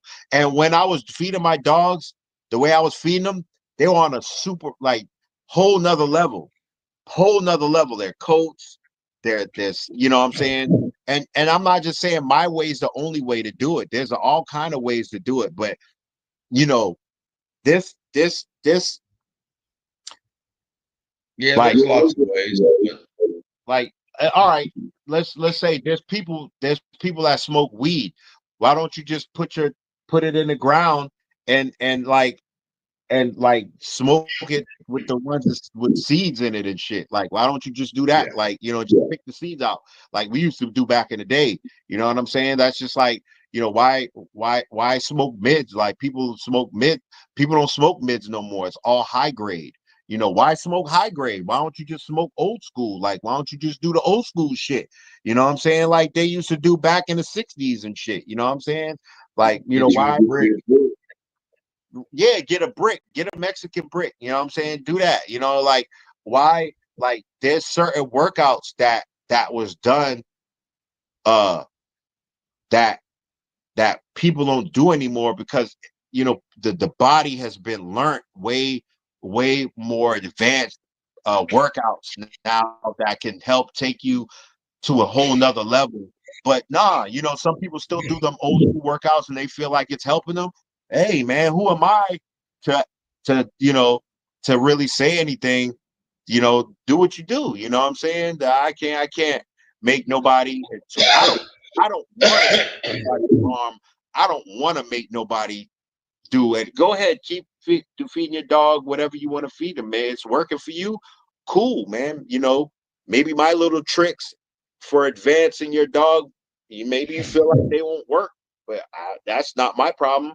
cool, you know. I accept it for how it is. I used to get offended, but now I don't. I don't care anymore. You know. You know what I'm Well, saying? you and I, you know, and I get that that's not everybody that's going to watch this, right? But you and I, you know, we're trying to breed top notch show dogs, right? And there are just when it comes to nutrition, there are levels, right? Yeah. And maybe the dogs that you have on your yard, the ones that you're going to show, maybe you feed them one way, and the other dogs that you don't, that you aren't showing, maybe you do feed them a different way, and that's okay, you know. But you need to feed your, you know, you need to feed your show dogs, the ones that you're investing in, and you're planning on showing everything. You need to feed them like the ultimate athletes if you can. Nah, I feed my dogs all the same. They like No, I they know, you know what I'm saying, though. they yeah. Yeah, I understand what you're saying. Yeah, I definitely understand what you're saying. I know people who feed, you know, their other dogs kibble, their pet dogs kibble, you know, and they might switch up and throw some raw food in there. But then there's the show dogs and the breeding stock that they feed a whole nother way, you know. So Yeah. I do feed mine a little bit different. I don't feed everybody all the same. Everybody gets raw, but they're for whatever reason, Buster, he got where he don't like raw. He just likes his kibble. So, you know, now he's getting the Nook Shook, which is $90 a bag. But oh man, that puts weight on a dog. I ain't gonna lie to you. That dog food is above and beyond when it comes to like if you want to put weight on your dog fast, that's the one right there. That's the one. Uh, but I I bet feed them you, your dog might not like raw, but I bet you if I make these satin balls, I can make the satin balls that oh satin balls. Yeah, satin balls, man. no dog can resist them. No, None, but none. I feed him the Marine 25. You know, it's 25% fat. It's almost 600 calories a cup, right? And I'll tell you what, when I opened up that bag of food, man, I mean, the fish smell just about knocked me out. I mean, it's just such a high quality salmon fish concentrate kind of kibble, you know, but Right. it's got a lot of fat in it. Is that the Nook Shook? The Yeah, what's it called? How you say the name again? in Nook Shook, A Nook Shook. Yeah. Yeah. Yeah. I it's like I said, I love this breed, man. I love educating people. I love helping people out. You know, it's all about, you know, each one teach one, man, I guess you could say. You know, I've always been an advocate for that, you know, but you know, it just sometimes, you know, I don't know. There's people that took my raw feeding regimen that I would, and they would switch it up because a lot of stuff wouldn't work out for them how I feed my dogs, and I would be like, oh wow, but that's wow, I like how you did that. You know, I like how you switched that up because you know it takes. I really understand it that you know every dog isn't the same and every dog needs different. Like I got some dogs in here that don't eat bananas. You know, I got yeah. some dogs in here that don't won't eat blueberries. You'll see the blueberries still inside their their dog bowls. Uh Even if I grind it with and mix it in their dog food, they won't even eat the food. They won't even eat it. You know, trying to Oh, is trick that them, right? mix it up. Nah, they're not gonna eat it. They're gonna take a couple of bites and look at you like, why did you mix? You know I don't like What blueberries. did You you know what I'm do? saying? Why did you put blueberries in my food? So, yeah, I just had to understand. You know, it's sucker free's right. Every dog uh does it differently. You know, they eat differently. You know, and you know what my dog might like, your dog might not like. I have dogs in here, like I just said. I have dogs that don't like the same stuff. You Yeah. know, there's dogs that don't. I got some dogs in here that don't eat won't even touch watermelon. They don't like watermelon. They'll look at the watermelon like, nah, bro. You know, and I got some dogs in here that'll tear watermelon up. You know, Yep. so I understand it. That's why I don't push the issue with people, and what my knowledge is the only way to do it. I know that's a lie. You know what I'm saying? I can't go about it like this. I help people find ways to, if they tell me their dog don't like that, I love it when they tell me their dog don't like it, because when they tell me their dog don't like it, it makes me research, and it makes me look up different ways and methods of helping them create a diet or something their dog might like, Yeah. and it might help me because I might end up breeding and producing a dog the same as their dog, and I'm like, have to go back and be like, you know what, yo, this might work right here, because this person, I helped this person, or this person told me that this is the way I do it. So let me try it their way, and it might work for me as well. So in the long run, Yeah. that's why the community is great, to learn stuff from an array of people. So when you actually get into that certain situation that you never thought you would get into, you could try those methods. You could try those methods out, and with your dog, to help Yeah. them, eat something, or because every dog doesn't stack up the same. Every dog's not motivated to stack up the same way. I used to No. think, oh, it's this treat. No, some dogs want a toy, to stack up. Some dogs don't want nothing. Some dogs will just do it. They don't need a toy. They don't need any treats or nothing like that. So I understand it now. That's why I don't push the issue with my knowledge towards people, and that's why I keep a lot of stuff close to my vest, because Yeah. it is what it is. Hell, I feed four different kibbles. I mean, I can tell. He said 4. Yeah. I got four different types of kibble in my dog room. Yeah. But everybody's a little bit different, right? Their needs are a little bit different. What they like is a little bit different. And so, you know, so a lot of times what I do is a lot of with also is I might give them 2 cups of this one, a cup of this one, and 2 cups of this one because I just like the variation in the ingredients in them, right? So I give them a little bit of this, a little bit of that. Right. Seems to work, Yeah. But Yeah. I feed a lot of raw, though, that. So. I like giving my breeding bitches fenugreek. Yeah. That's just for sucker free. I like giving them fenugreek. You know what I'm saying? You can give your male dogs fenugreek too, but I like giving them fenugreek because that helps milk flow like that. I think, for my opinion, fenugreek helped me and helped other people who I've told it to, but you got to give it to them in advance. You can't just wait till they drop puppies and they stop producing Right. milk. Yeah. You know what I'm Yeah. saying? You have to do it on a consistent basis. Like fenugreek, to me, is probably the most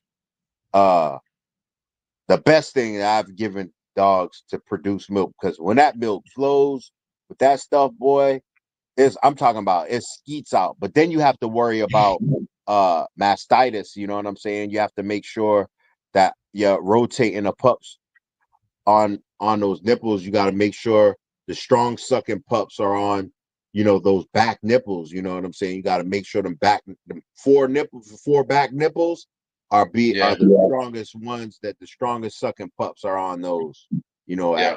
at some point. So Yeah. They are for sure. Well, hey man, it's we've got a couple of hours here. I appreciate you having me on, man. Thank you so much. Well, what I want to do is I want to make sure, guys. Joel's got one of the best podcasts related to really I appreciate on it. YouTube. Bullish podcast. I recommend you guys tune in, subscribe to that. Not only does he have a great guest on, but always, allows other people to come on and contribute, when he has open forums and things like that. And one of the few people that actually does that on a regular basis, and which helps really kind of build a community feel, really, in a larger sense. And I've also bought his dog treats before, and they do the dogs at home. If you're looking for great dog treats for treating, or just you want to feed your dogs good wholesome dog treats, hit Joel anytime, and then not only that, add to the long list of things, he's also a great DJ and an MC. Hey, thank you so much, man. I appreciate that. Tell us a little bit about your DJ MC business. Man, I do it on a regular basis as far as like parties and stuff, but I'm for 2025 I want to well, I am going to be emceeing and DJing at dog events, dog shows, man. And I appreciate the people who's reached out to me who say I'm too expensive, the people who say I'm just right, that plan on using me. But I'm not gonna sell myself short. You know what I'm saying? Because there's some people that's like, yo, you'll drive out Denver, you'll drive out to Colorado. They have the prices right. If you'll drive out certain places, yeah, if the price is right, I'll do it. But I'm not gonna sell myself short. So you might not see me at certain events, but I'm gonna be at a handful of events already have picked me up to do some emceeing and DJing at their shows. And I appreciate that. They told me to keep it on wraps. I'm gonna keep it on wraps. I'm possibly gonna be doing with something with the ABKC Nationals in 2025 with No Bull Ish and MCing as well. Me and Tyree, we're gonna be possibly being, I wouldn't say we'll be the broadcasting host for 2025 ABKC Nationals. We'll see. We're gonna see how that works out. But we're in the talks and negotiations and doing big things for 2025 with No Bush TV, man. And I appreciate you having me on, man. And whatever I can do to help your program, your program too, and your podcast grow, man. I'm right here for you, buddy. I appreciate that, and let everybody know where you're at. You're in Virginia, right? Yeah, I'm in Virginia. I'm close to the Richmond area of Virginia. We're just trying to be, low key and loud at the same time. So if that makes any sense, but yeah, man, thank you to Well, kind of like you just walk quietly and carry a big stick, right? yes, sir. So thank you I to mean, all. and that's the thing. That's the thing about these. That's the thing about these dogs and building a breeding program and things like that. There are times where you just need to be quiet about things. Be in the lab, work on what you're working on, and then when it's time, then you think about it. Nah, but I appreciate you having me on, man. I really do. Um, and I appreciate all my no bullshitters on here, man. That's on here as well. You know, Yeah, I'm still waiting on my shirt, man. Yeah, I'm gonna get it made. I gotta figure out a logo that's not so offensive. You know what I'm saying? So I gotta figure out a logo that's not offensive because even my I don't have a logo for kennels. I have to figure out something that's not gonna be offensive. That's gonna be a mainstay logo for me. You know what I'm saying? So we're in the works of that as well. I hear you, man. That's all good. It's all good. No, I appreciate you spending time with me, especially late at night. But I Yeah, wanted to. I gotta be the, I I got, wanted you to be. Wanted you to I be gotta my get up. first guest.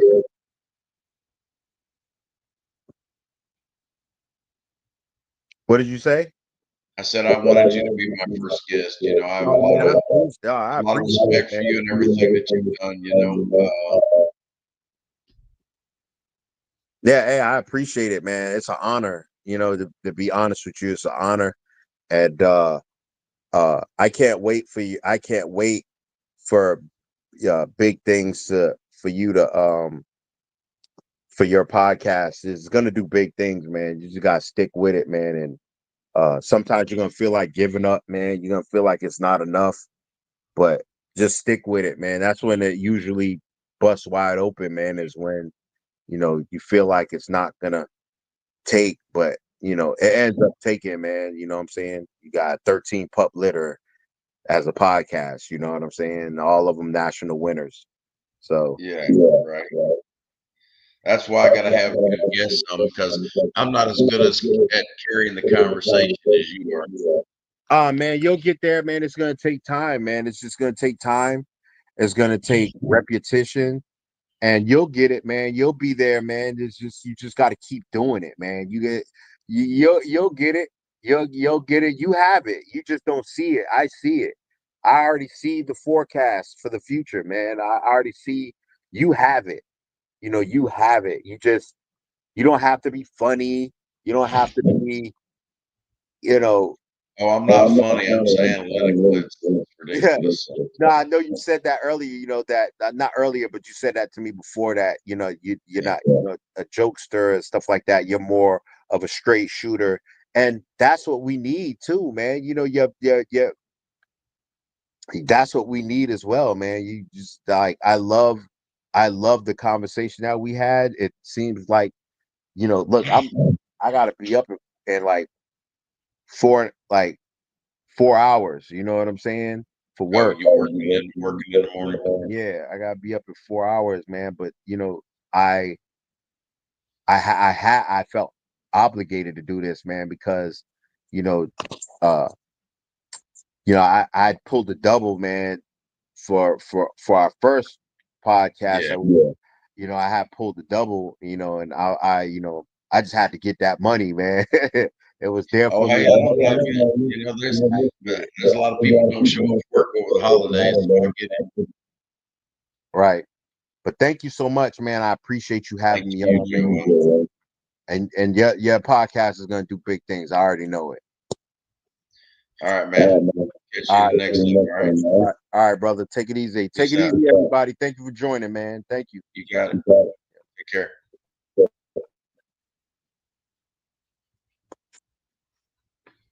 So hey guys, so that was Aldwyn Joel Marrow Bay. No Bullish Kennels, the No Bullish podcast, and uh, super great guy. Very knowledgeable. Owner of Shots Fired, multiple Best in Show winner, grand champion, Waffle House son, great producer. Um, and I know Joel. Joel and I have talked a lot. Um, and I know kind of what he's putting together, breeding wise stuff for this next year, things like that. You're out there, out there in that neck of the woods, you're looking for a great dog, when he has them available, be sure to hit him up. Uh, I forgot to ask him about barbecue. I was going to ask him because Virginia's not exactly the barbecue mecca of the world, but I was going to ask him, about his barbecue preferences and things like that. But kind of forgot about that. Thank you, Sucker Free. Um, appreciate you chiming in and participating in the podcast, there, brother. But so hey, second podcast, first actual interview. Um, I hope you enjoyed it. And Joel has a lot of knowledge about things we've Man, I'll tell you what, we've chopped it up a lot about different things. We could go on for several more hours. We didn't even really get into talking about really a lot about the details about the American Bully and where the breed is headed and kind of how where we see things and where we feel like we ought to go in the pitfalls and things like that. But maybe we'll do maybe we'll do another one another time. But we're going on about, well, we're at 2 hours and 20 minutes, and that's quite a long time for a podcast. So what we're going to do is we're going to wrap it up now. But again, thank you so much, Joel, for coming on the podcast, visiting with me, letting the people get to know you a little bit better. And not sure who the guest will be next time, but have a couple of people that I at least plan on asking. I know this will, the next one will be, kind of, like right after Christmas, right in the middle of Christmas kind of thing. But, I'll have it. I'll be here. Hopefully I'll have, hopefully I'll have a guest and, we'll, sorry guys, we'll learn some more new things, but I want to appreciate it. I want to thank everybody for tuning in to Bullies, Beards, Bourbon, and Barbecue. I think that's right. I think that's the right order. But hey, those are the things I love: Bullies, Beards, Bourbon, and Barbecue. So next time I'll have to remember to talk a little bit about. Uh, Joel doesn't really have much of a beard, but we'll try to talk a little bit more about, you know, barbecue, maybe. And not everybody likes bourbon. They have a different aperitif or, something that they like to drink, but, and that's okay. Some people even prefer scotch, but we can get into some of that, but knowing Joel and mine and Joel's conversations and everything, I always knew tonight was going to be heavy about, the American Bully. We got off in the nutrition quite a bit, but guys, look, I'm gonna tell you this about these dogs, and this is really where I'm coming from. You know, Joel and I strive to breed top-notch show dogs, right? And you know, optimal nutrition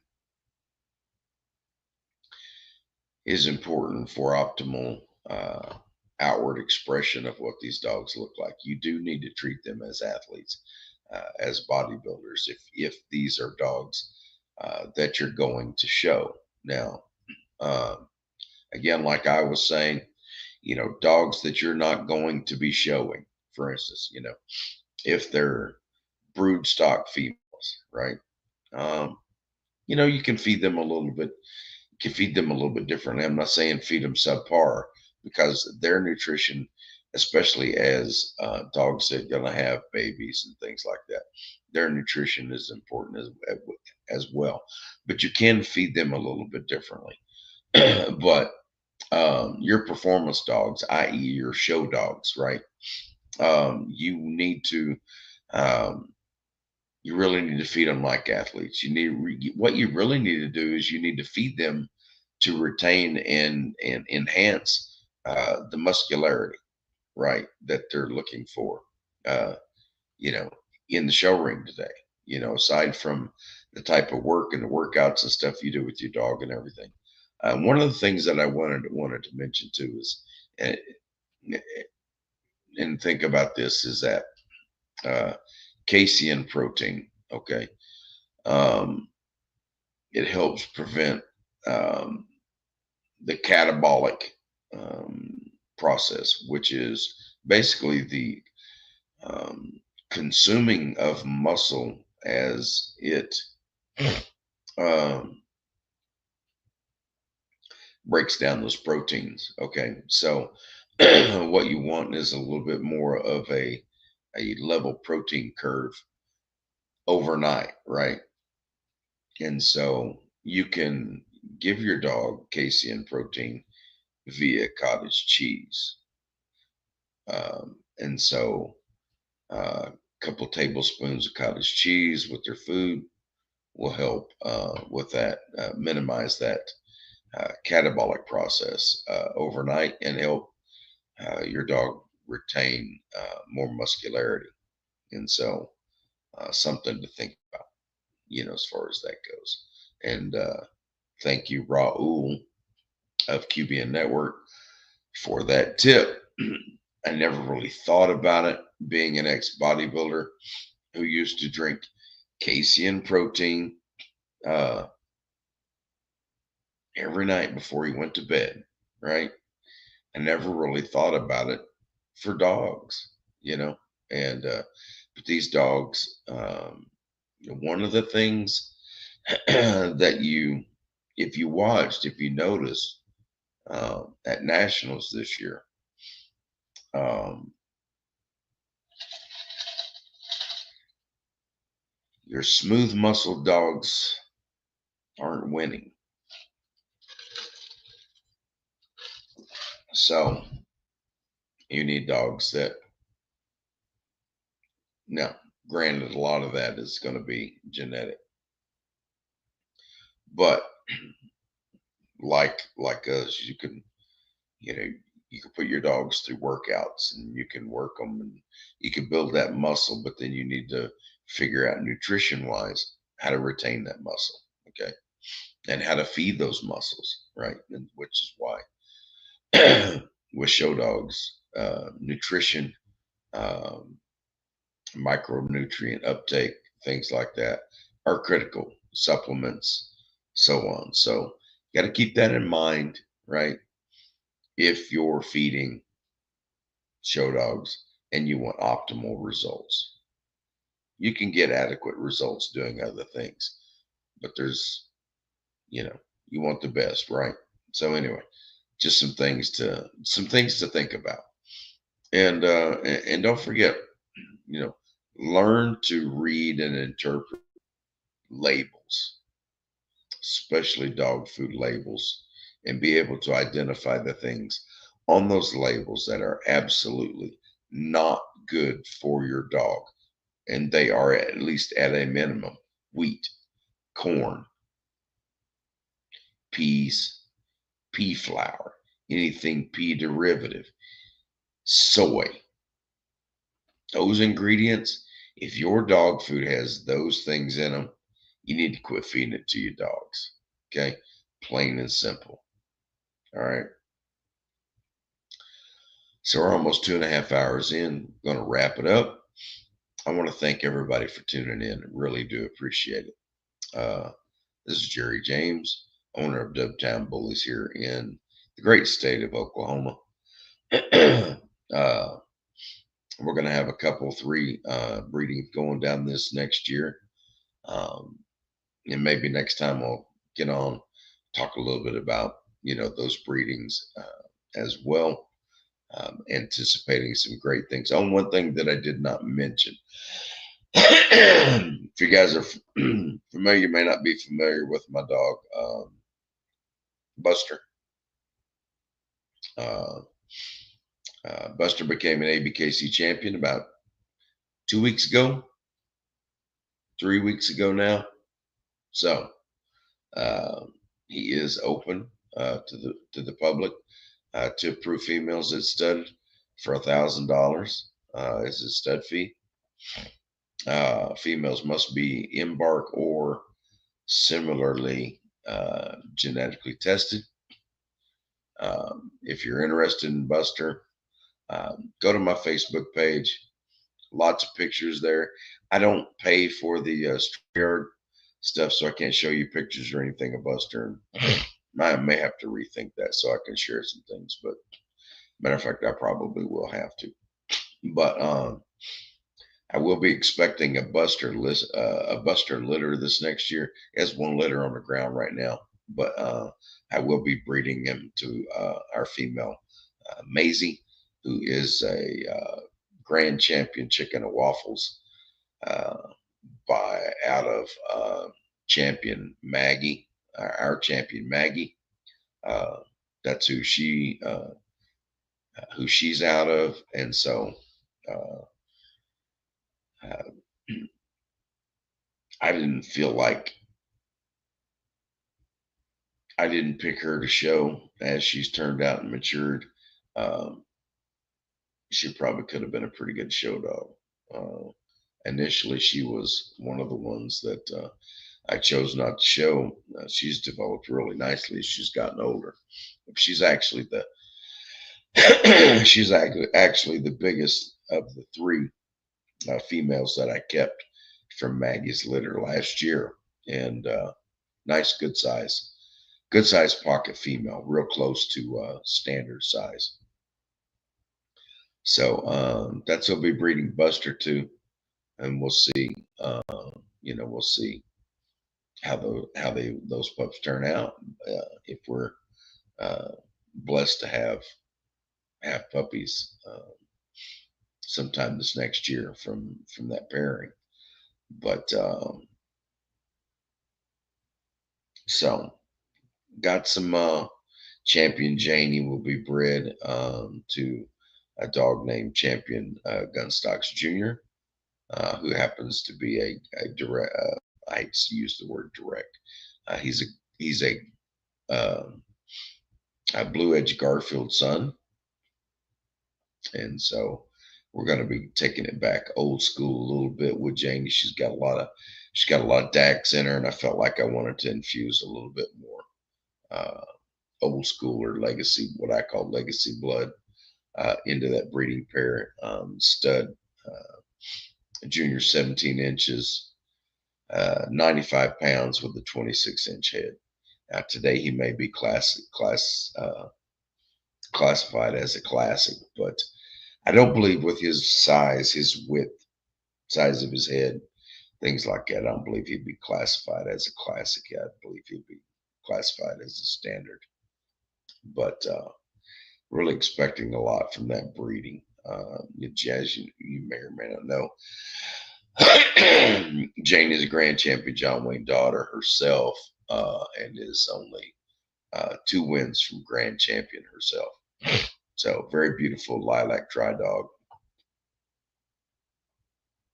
Um, expecting that litter to be real nice. So one of the things I liked about Gunstocks Jr. is his phenomenal movement. Guys, when I tell you his movement's every bit as good as Nationals winner Hangman. It's just a beautiful moving dog. So looking forward to that litter. Hopefully everything goes well and we actually have puppies. But we could talk more about that, another time. But for now, guys, appreciate you tuning in. We're going to tune out. Catch you next time. Y'all have a great couple of weeks. We'll see you 9 p.m. Central Standard Time on Saturday night in a couple of weeks. Y'all take care. Have a good night.